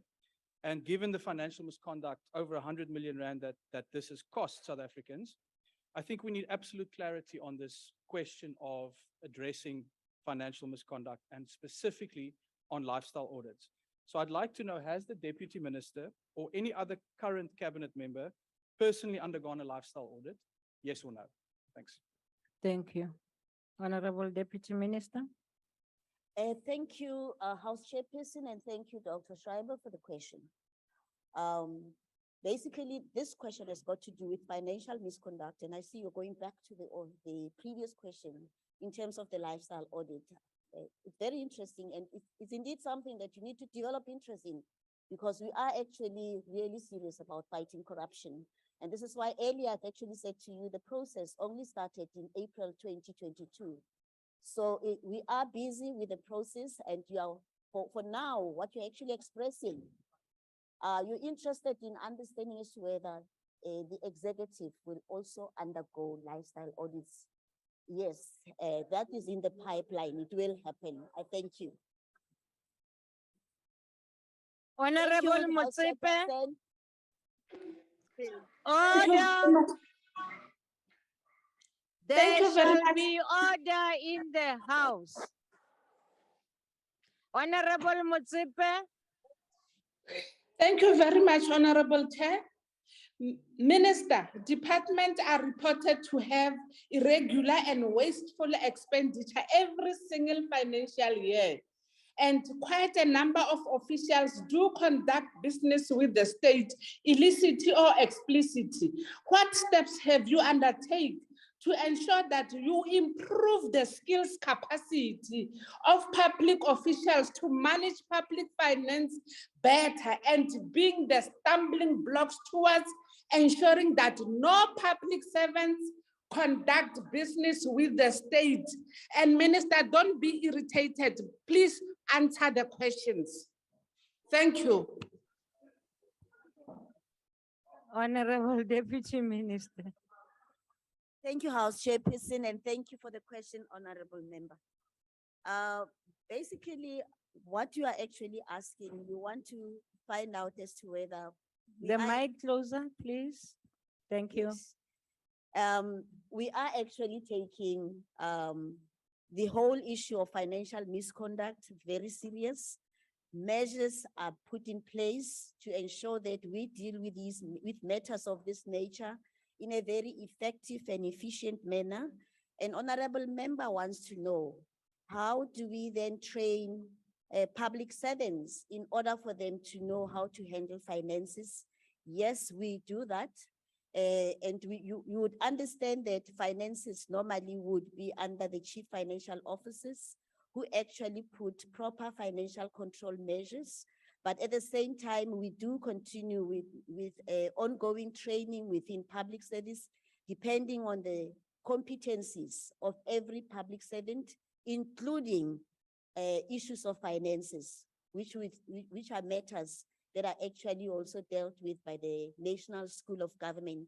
But what you need to actually also note, member, is that as a country, we have a good legislative framework that actually assists us to know how to deal with finances. We have the Public Finance and Management Act that clearly articulates how the finances of this country must actually be handled. And what is important is to actually enforce compliance measures to be sure that the finances of the country are actually utilized properly in a way that monies of this country will continue to develop and advance this country. I thank you, House Chairperson. Thank you, Deputy Minister. As we get the last supplementary question from Nkosi Tebekulu. Thank you. I'll take it on behalf of the Thank you very much, Honorable Chairperson. What improved measures of government monitoring his department action in order to root out corruption? What meaningful role could the Public Service Commission play, and what are the turnaround times for these cases? Thank you very much. Thank you. Thank you, House Chairperson. Thank you, Honorable Tebekulu. The That Public is Service- Honorable Sitole on behalf Honorable Sit- of on behalf of Honorable Honorable- Inkosi. Yes. Honorable Sitole, the Public Service Commission continues with its role of actually monitoring across the board in terms of what is happening in government and including issues of financial management and misconduct. The Public Service Commission would therefore write reports that would actually help to guide processes within government, indicate as to where we need to actually focus attention on, and we continue to try and respond to whatever reports are submitted by the Commission. I thank you, House Chairperson. Thank you. Honorable members, we now move to question 4, 6, 7. Asked to the Minister of COGTA by the Honorable Msimango.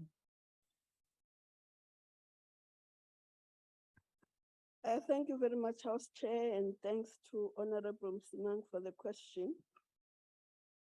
The interventions are implemented or being considered by the department to ensure the municipalities will effectively utilize the grants are in line with the Division of Revenue Act, propose various financial disciplinary measures to ensure the grants are effectively utilized.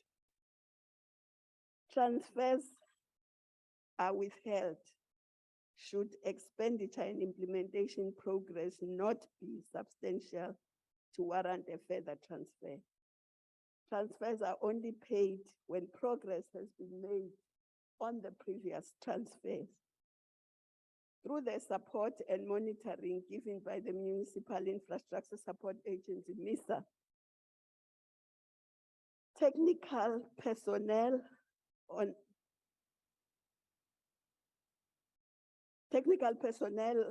and on an average expenditure of 90% municipal infrastructure allocated has been maintained. So MISA supports through the technical support in the whole value chain of need, as well as support where projects are checked for quality prior to the authorization of payment. This cost reimbursement model being implemented in 18 municipalities for 2022 and 2023. But in the previous case, MISA has assisted 25 municipalities that were underperforming, who are now performing very well.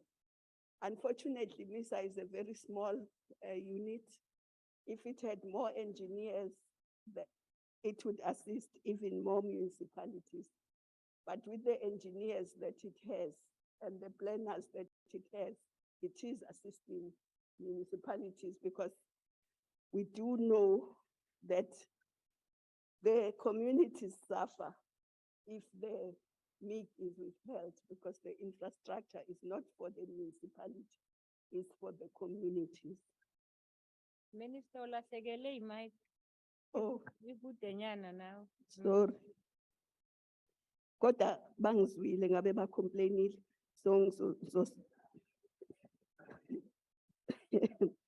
ngizosondela.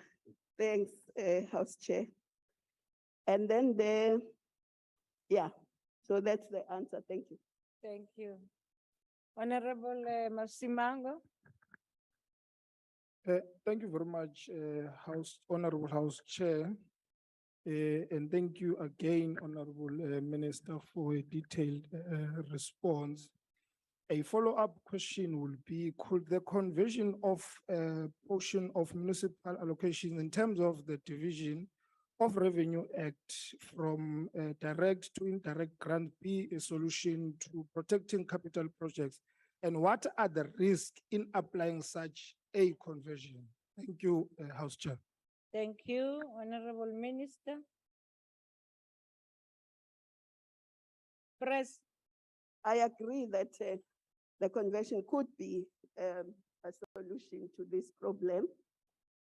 The risk could be that, for instance, if the transferring officer, which become the accounting officer during the conversion, takes over the contract with the contract irregularities. Because if you are taking over a contract that is already existing, you could be taking over the irregularities that happened before. And this could cause delays and maybe cause project overruns. But I can't say these are risks that are there for every project. I think every project will have to be looked at in its own merit. Thank you. Thank you. Akbar Brink. Thank you very much, Chair. My question relates to the abuse of conditional grants by municipalities. What action will the Minister take in instances like the Rustenburg local municipality, where billions in conditional grants were spent to set up a bus rapid transit system without a bus rapid transit system actually being produced? Thank you, Honorable Minister. Obviously, where something like that happens between the Treasury and ourselves, we'll have to take action. As I said earlier, where the wrong has been found, then we have to act. Thank you. Thank you. Honorable Buthelezi. Thank you, Chairperson. Given the commitments made by the President to allow independent power producers to provide electricity, and that many municipalities generate revenue from the sale of electricity to residents, what plans does the government have for municipalities to become self-sufficient whilst providing affordable services to its local residents? Thank you, Chairperson.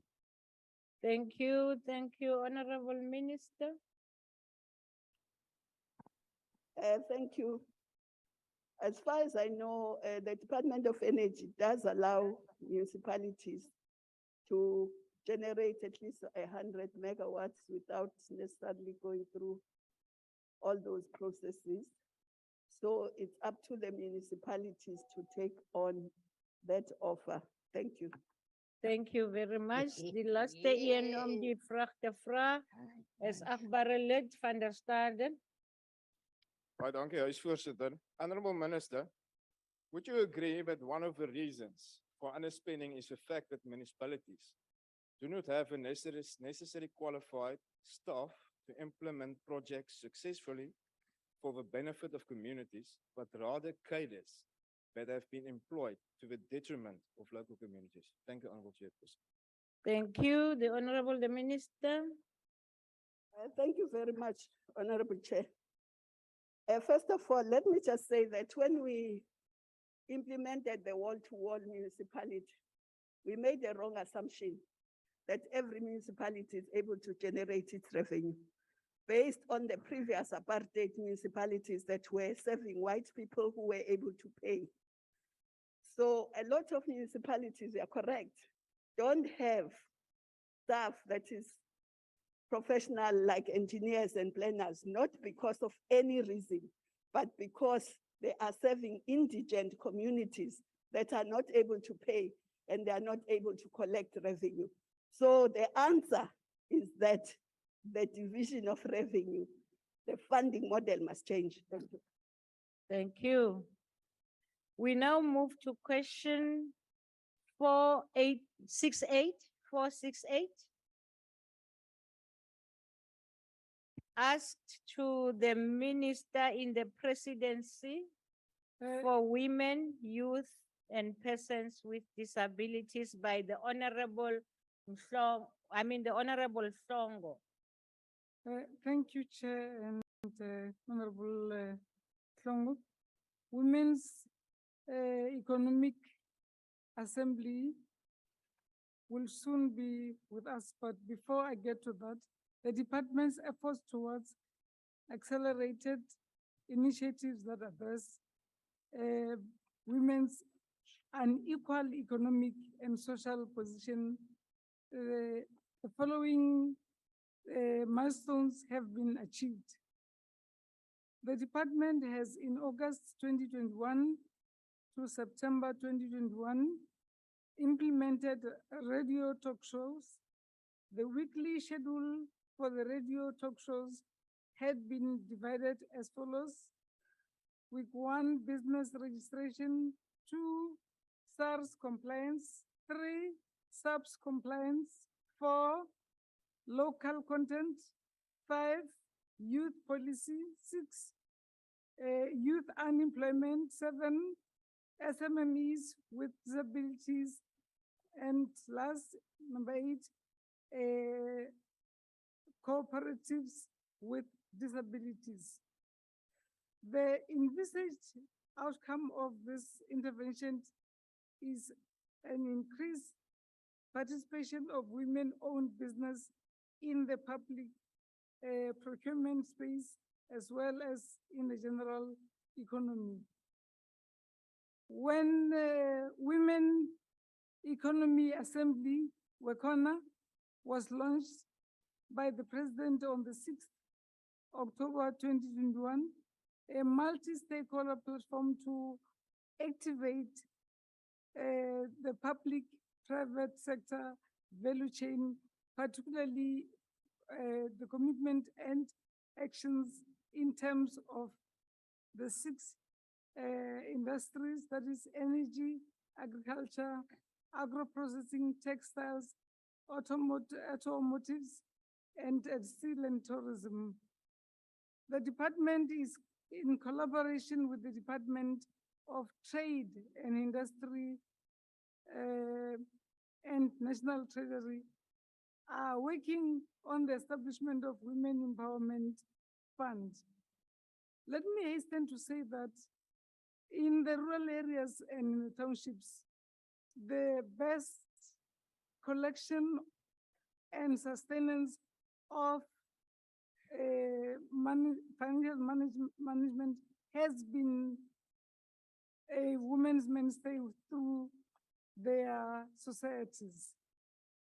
The department supports the process of developing National Treasury's draft policy paper on financial inclusion to mainstream economy, youth, and persons with disabilities in the economy.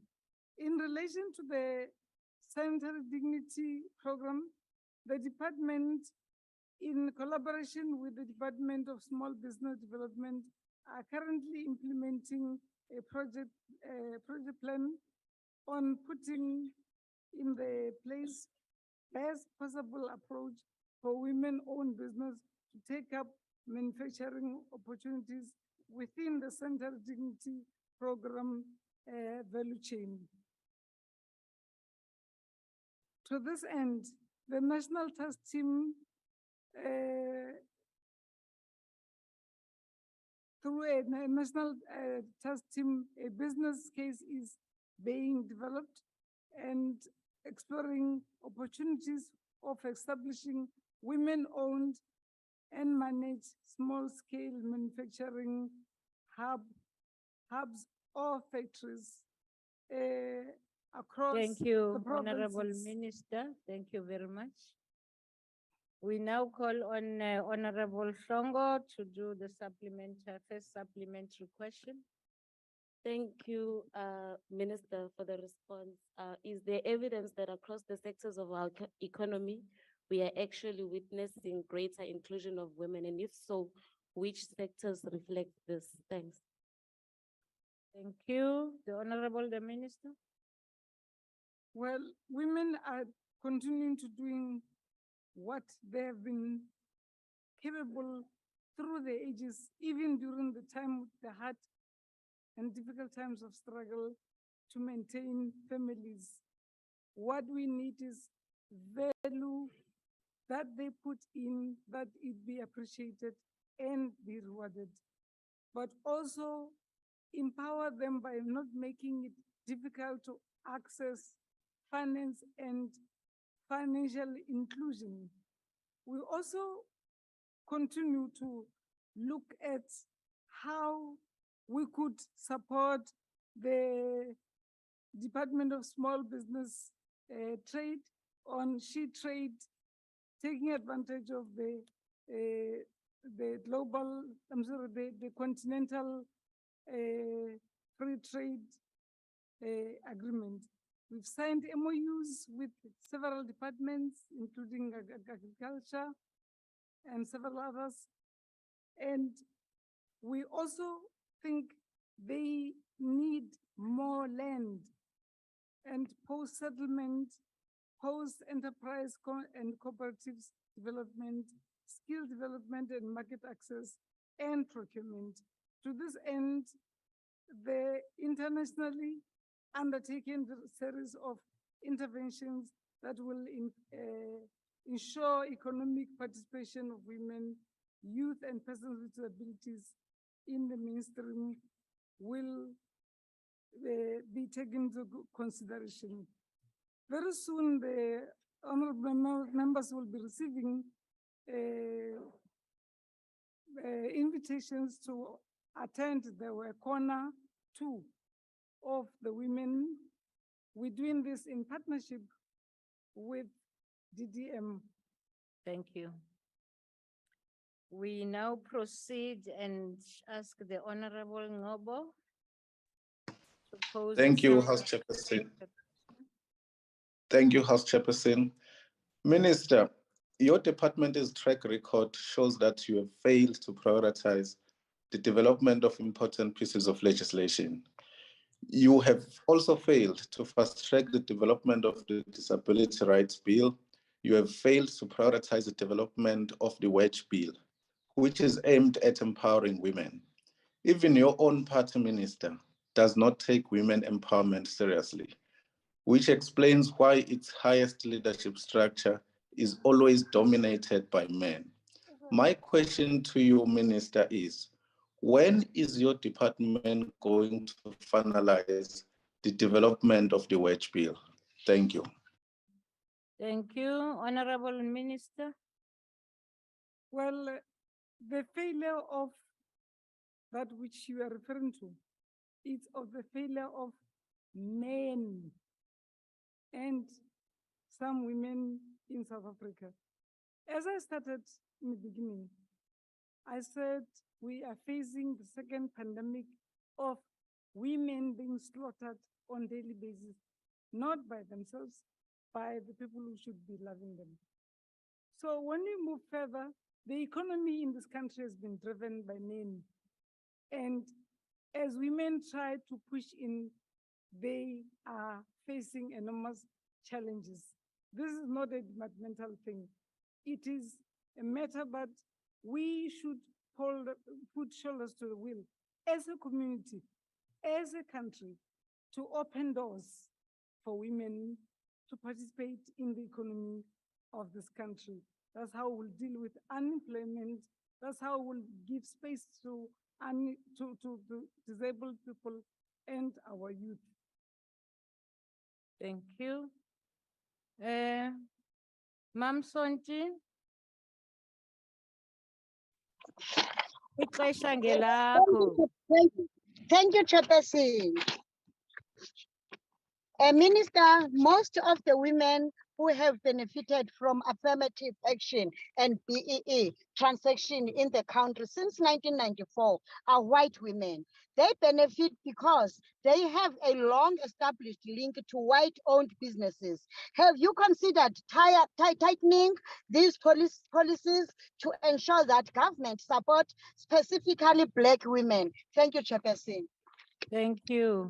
Honorable Minister. The answer to that is yes. If we were to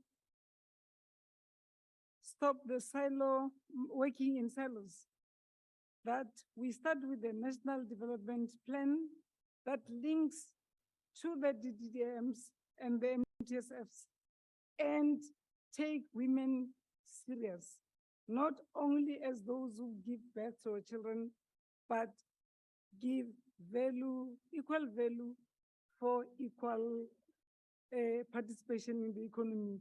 You will see this country will be roaring once again in the economy. So there is no failure of a project that was started by women, supported, and they are not putting their best. You empower a woman, you empower the nation. Thank you. Ma'am Shengwa. It's going to be me again, Honorable Chairperson. Okay. Thank you. Load shedding is still a problem. Honorable Minister, you see, when we talk about women empowerment, I agree that it's not only white women that have benefited, but there are a number of Black women that benefit. But just like with BEE, we must not allow just a few women to benefit from preferential procurement, etc. Now, I would like to know whether the concept of self-help and self-reliance exists within the philosophy and policies of your department.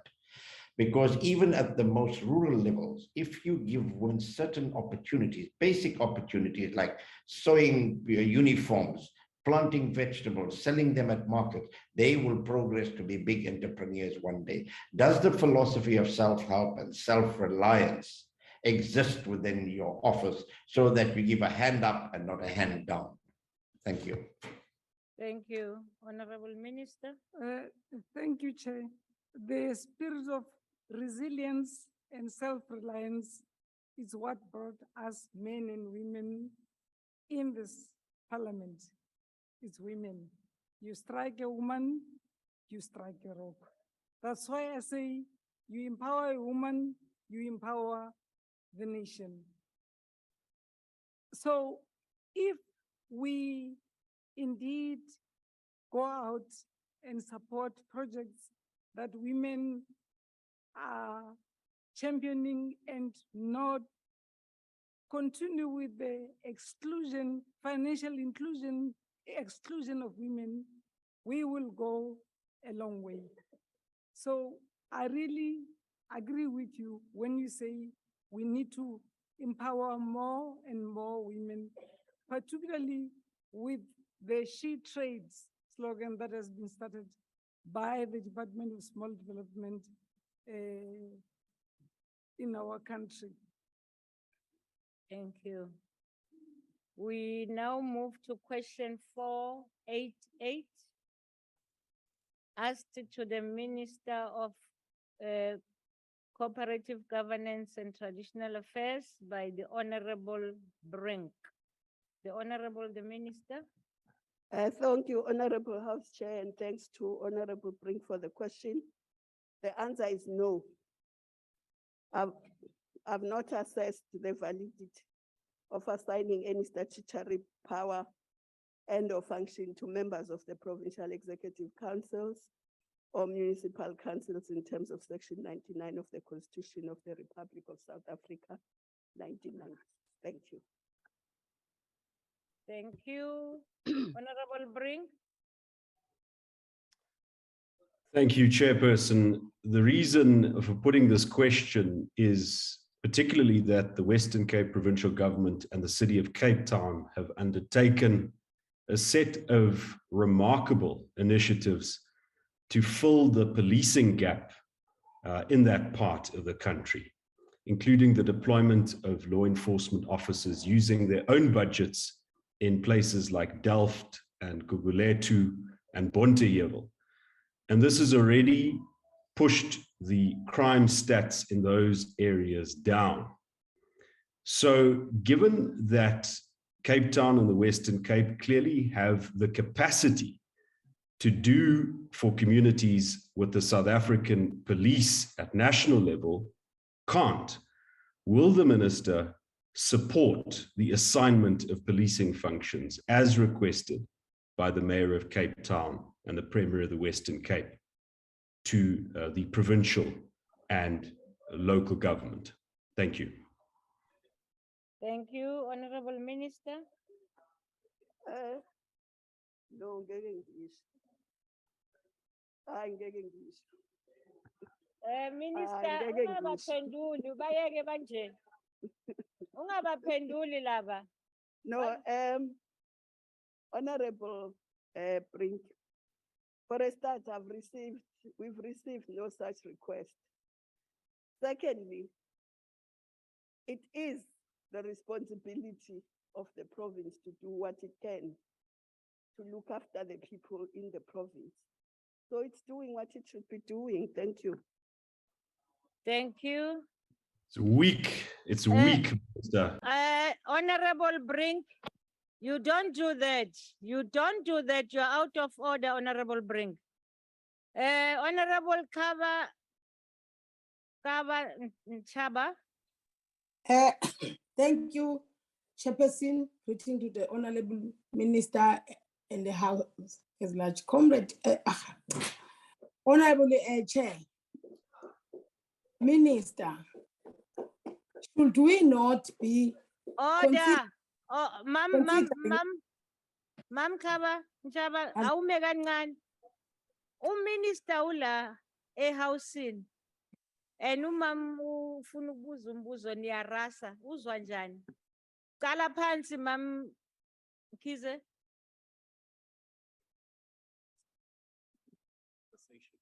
Qala phansi Khize bebarasa la uminister akakuzwa. Usesekhona? Yeah. Nguye. Yeah, she can unmute herself. I think the system muted her. Okay. I can take over, Chair. Oh. Jamani. Hey. It's okay now. Kubeka, ma. Chairperson, thank you. Honorable Minister, should we not be considering and strengthening the constitutional principle of cooperative governance as opposed to seeking powers of assignment? Or is the member not dreaming of desires of provincial and local devolution of powers for a particular province? Thank you, Chairperson. Thank you. Honorable Minister, yes. Thank you very much, Honorable Pretty. Injalo. I think what Honorable Brink must do first is to cooperate with the DDM before wanting powers for themselves. Thank you. Thank you. There will be there'll be no cessation. There'll be no province that will become a country. We will all be one unitary country with useless. You run a useless department. A useless department. ICT. I have warned Honorable Brink. Honorable Brink repeatedly switch on the mic. Order, honorable members. ICT, please assist me and remove Honorable Brink from the platform. Proceed, Honorable Minister. Yeah, just to assure the members, it's not going to happen. We are one country with 3 spheres, and we will remain like that. There will be no cessation. Thank you. Doesn't matter, we have one country. We have Honorable one Schreiber. Amandla. Honorable Schreiber. No matter how much you No, wish no, the no, we don't do Western that. Cape to be the It's a outpost of warning. You do that apartheid, again, it's I'll not throw going you to out. happen. Thank you. Honorable Mkalipi. I'll take it on behalf of Honorable Mkalipi Chairperson. Thank you very much. you. The DA is asking the question because they have aspirations of federalizing the Western Cape. In principle, they are no different from their right-wing counterparts agitating for secession of the Western Cape. The real question, Minister, is whether or not South Africa should reconsider the viability of provinces at the moment. Has your department, based on assessment of service delivery challenges, not formed an opinion about the need to abolish provinces, in order to empower the local government, the local sphere of government to deliver services to our people without much red tape? Thank you very much. Thank you, Honorable Minister. Thank you very much, Honorable. So what we are doing now, as I said earlier, we're doing a 21-year review of local government. We need inputs from all of you. Make your input. Thank you, Honorable Buthelezi. Thank you, Chairperson. What have been the challenges surrounding the delay of councils not being assigned these powers as yet? And what is the department doing in ensuring that they are closer to being deemed as viable? Thank you, Chairperson. Thank you, Honorable Minister. Thank you. The question is, have I assessed the possibility of assigning powers? I've not.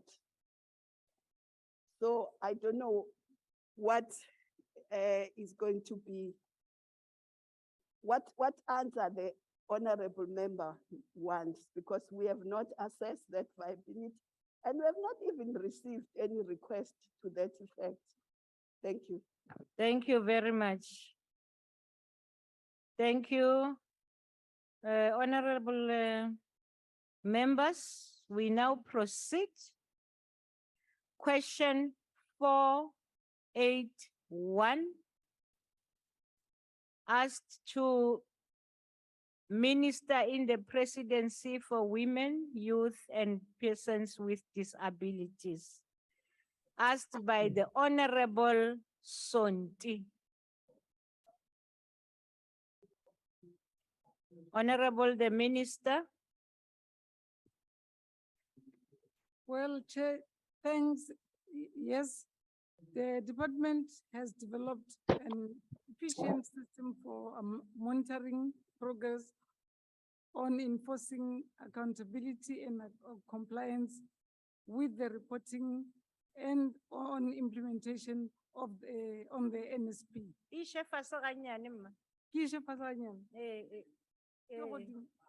Fast. Yeah. Yeah. Okay.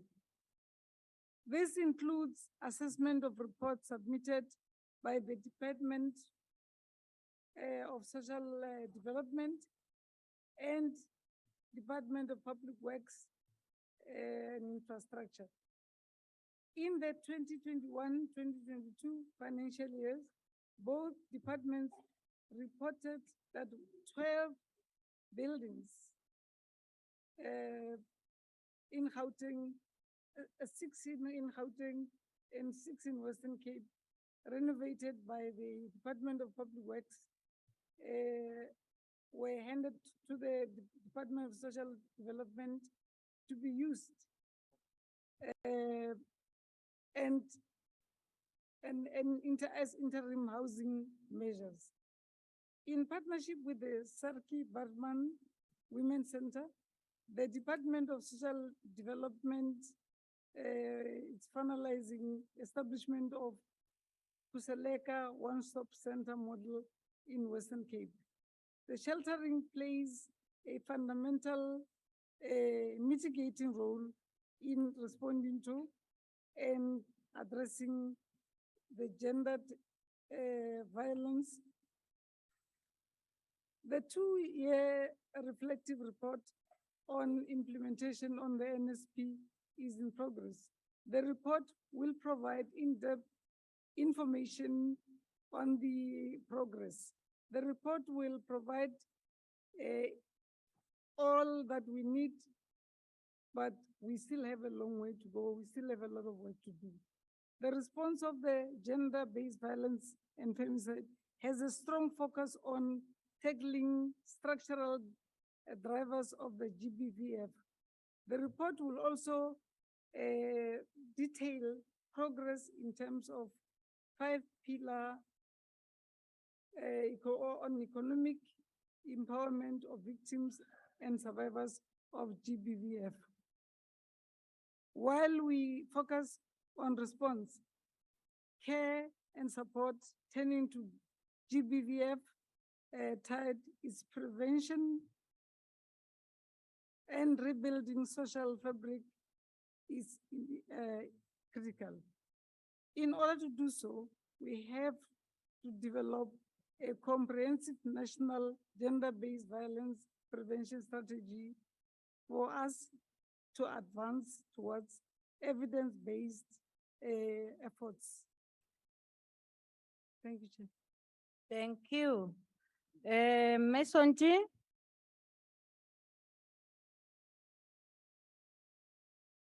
Mamsonti, ixesha ngelakho lokubuza Thank you, Chairperson.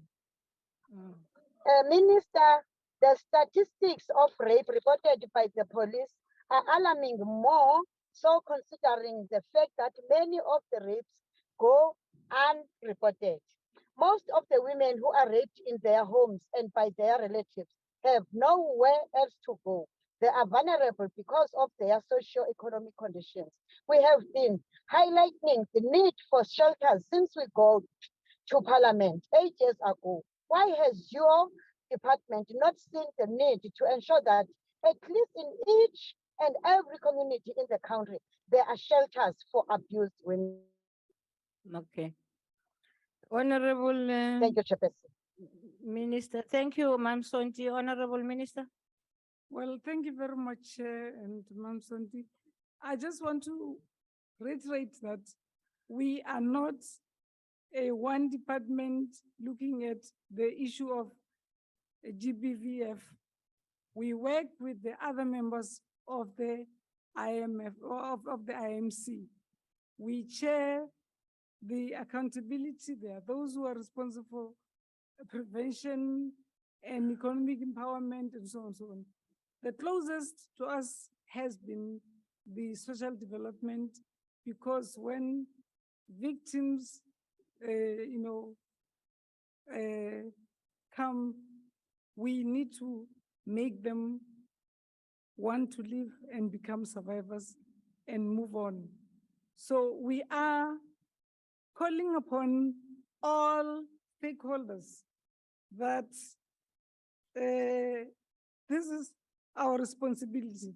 We're also calling on members of parliament and all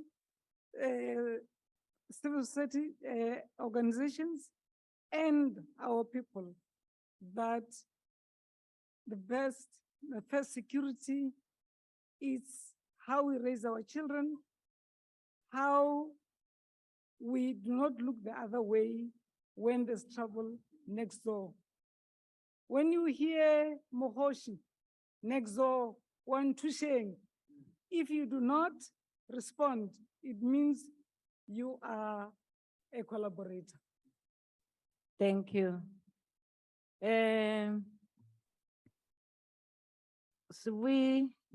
Potso e latelang e tla tla ka Mme Mananiso. Monyetla ke wa hao, Mme. Thank you, Chair. Minister, while understanding the role and financial contributions of social development in funding, civil society organizations providing sheltering services and through the GBV Response Fund, the state of safe homes and shelters has become under some sharp criticism through our oversight work. What are the challenges in this regard and what has been done to resolve this? Thank you, Chair. Mme Tuna. we will never have enough money or resources, particularly when we deal with a pandemic that is self-made.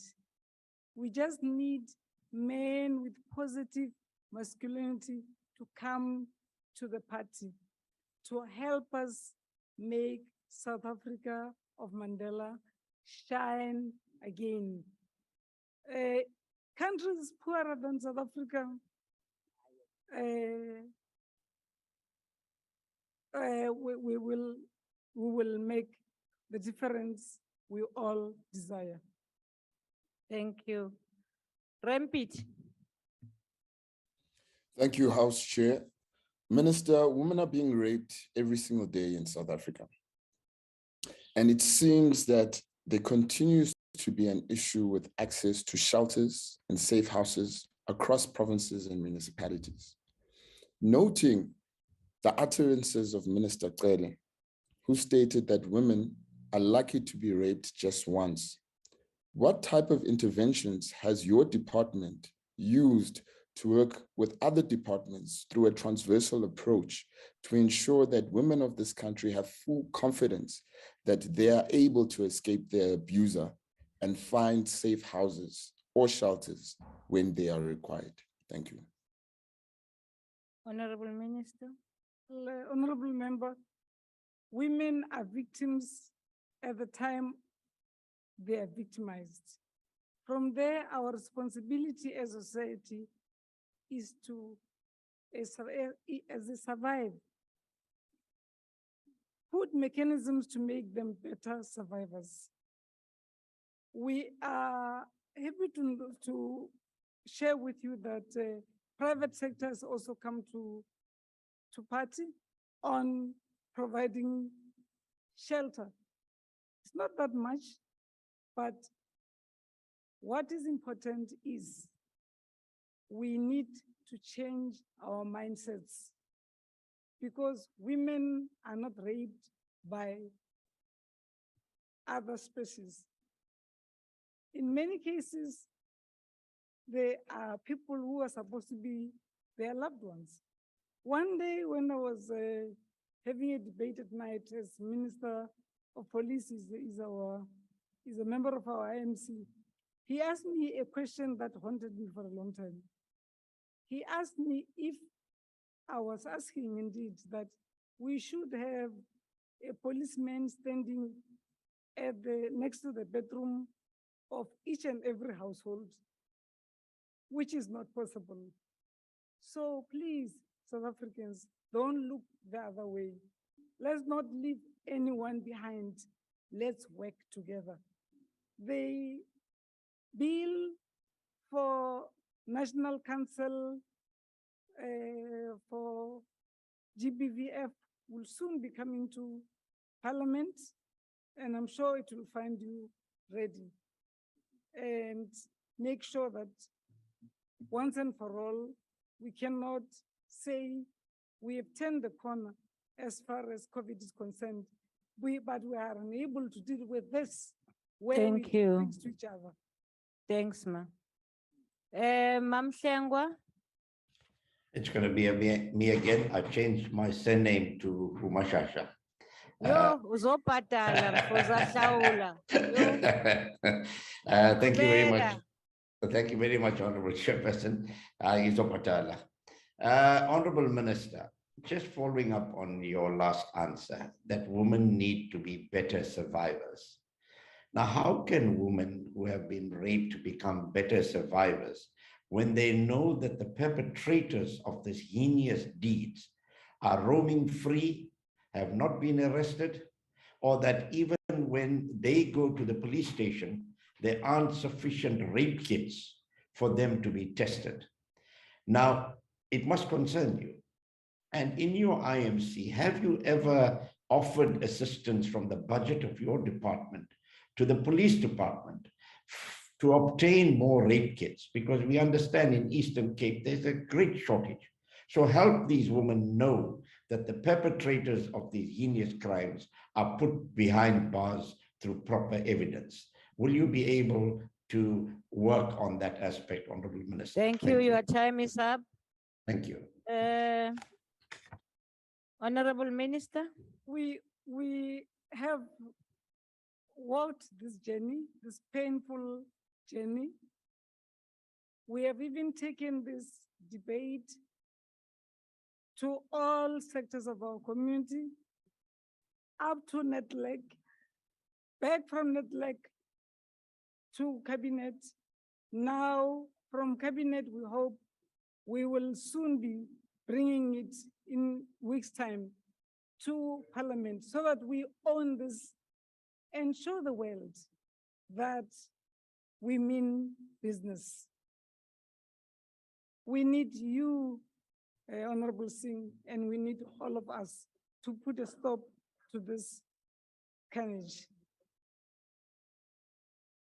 Thank you very much, Minister.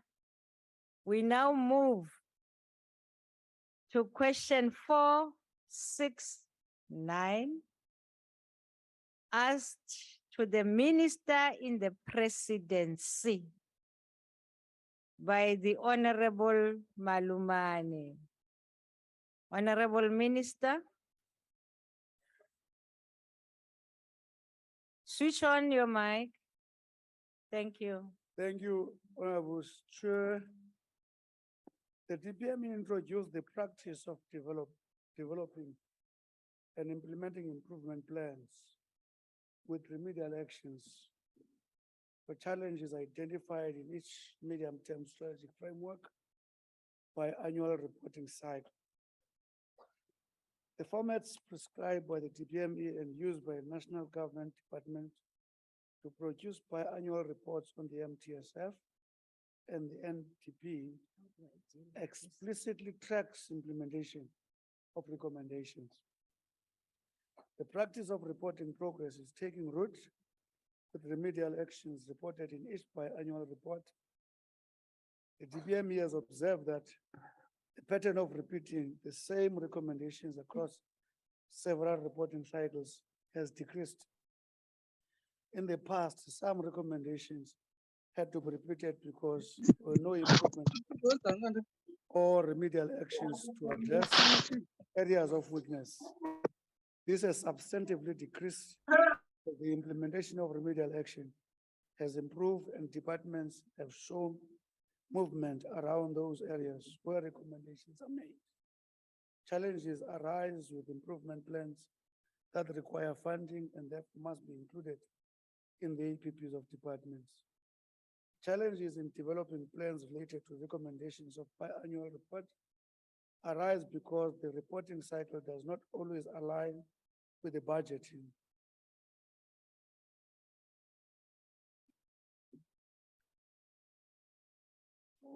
Of the APP development cycle. Consequently, not all recommendations can be inserted in the current AAP, nor can be budgeted for mid-year.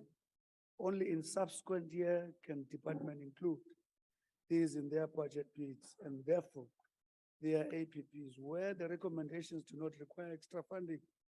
Those departments implement and attract through the biannual report system. Thank you, Honorable Chair. Thank you, Honorable Maluman. Thank you very much, House Chair.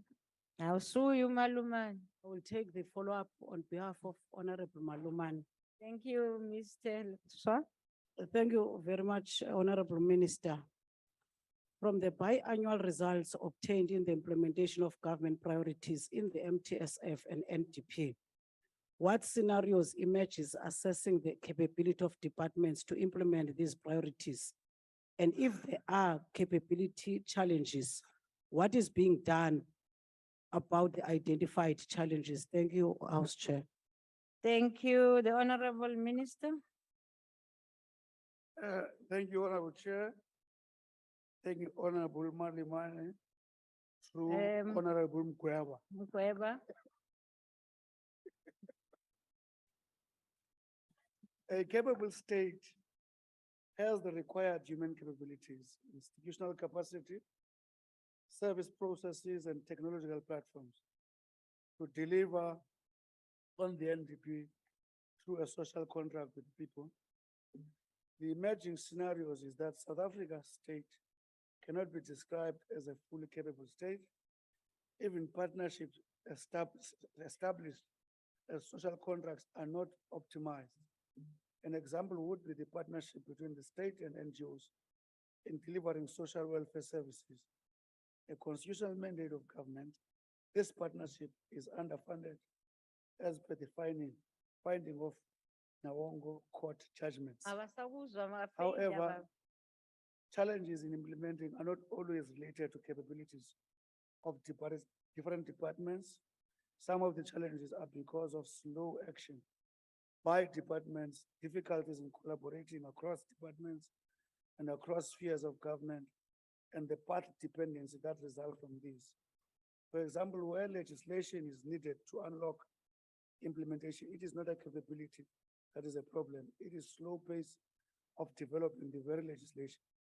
The executive arm of the state, cabinet, for instance, cannot exert influence on the legislature to speedily process draft legislation because of independence of the arms of the state.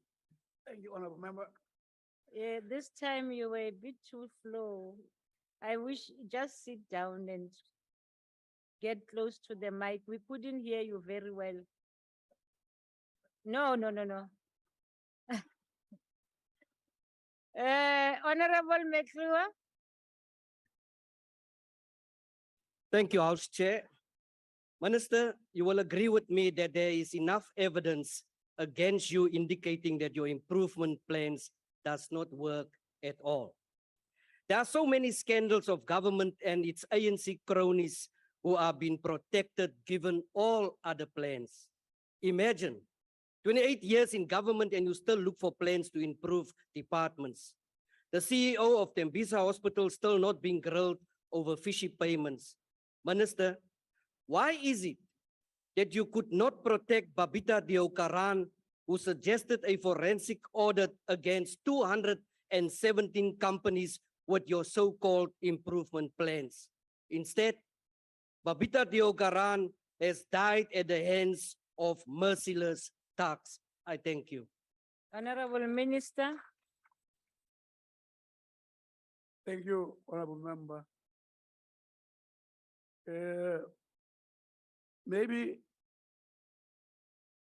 there's a story that someone who had no eyes got the eyes of a cat. And when he was asked what is he seeing, he was seeing rats. He was seeing rats. I hope your case is not the case of the eyes of a cat. Because progress report in South Africa with regard to dealing with corruption is there for you. People are in courts, executives, and to continue to reinforce the justice system, put money. The unfortunate story of the lady Yokaran is speaking about is a story which is in the hands of the court now. I don't want to pronounce a lot of things about it. It's the most unfortunate story because there is laws in South Africa that protect or protected what we call disclosure. Should they improve? Yes, we are committed if there are gaps. But having said that, I would request you to remove the eyes of a cat so that we see everything, not just the rats. Thank you. Mutlompegi Komane. Order. Mutlompegi Komane. Thank you very much, Chair. Order, honorable members. Proceed, ma. Thank you very much, Chair. Government's priorities were meant to have been geared towards halving the poverty by 2030, as per your purely conceptualized national development plan.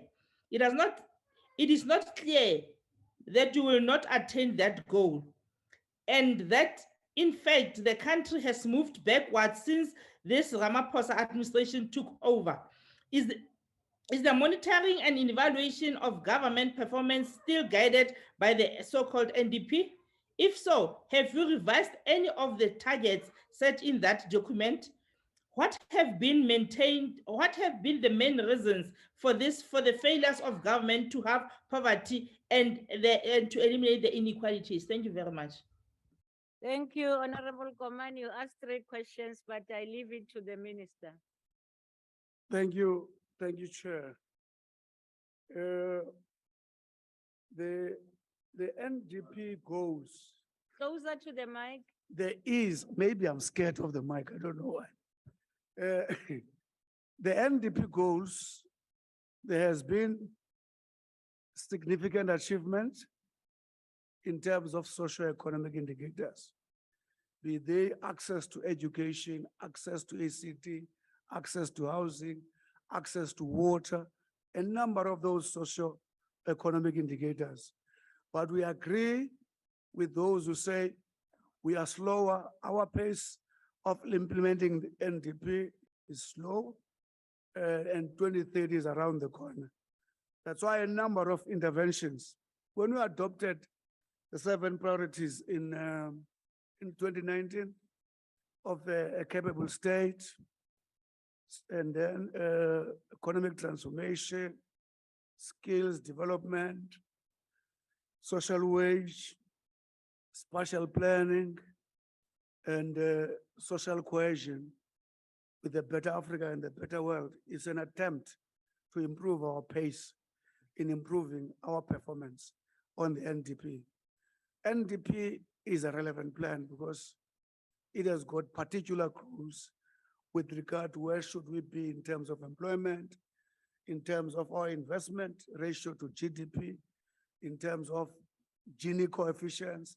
So because it commits us to those goals, and we've been able over years to put together medium-term strategic framework, which on annual basis is followed by a national annual strategic planning instruments. So it remains relevant. You can't be here and have a plan and then leave it midway. Thank you very much. Thank you. The last question from the follow-up question on this will be Honorable Majosi. I hope Gauteng there's still electricity. Honorable Majosi.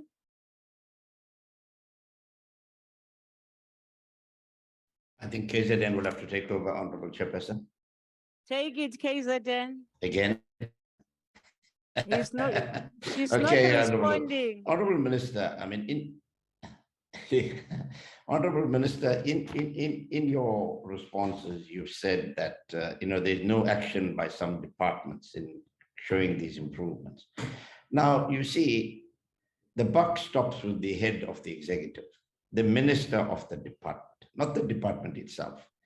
Now, to what extent are these reports that you receive on the evaluation of departments given to the president himself as head of government to consider when he is appointing his ministers or removing his ministers? Are these reports placed in front of him?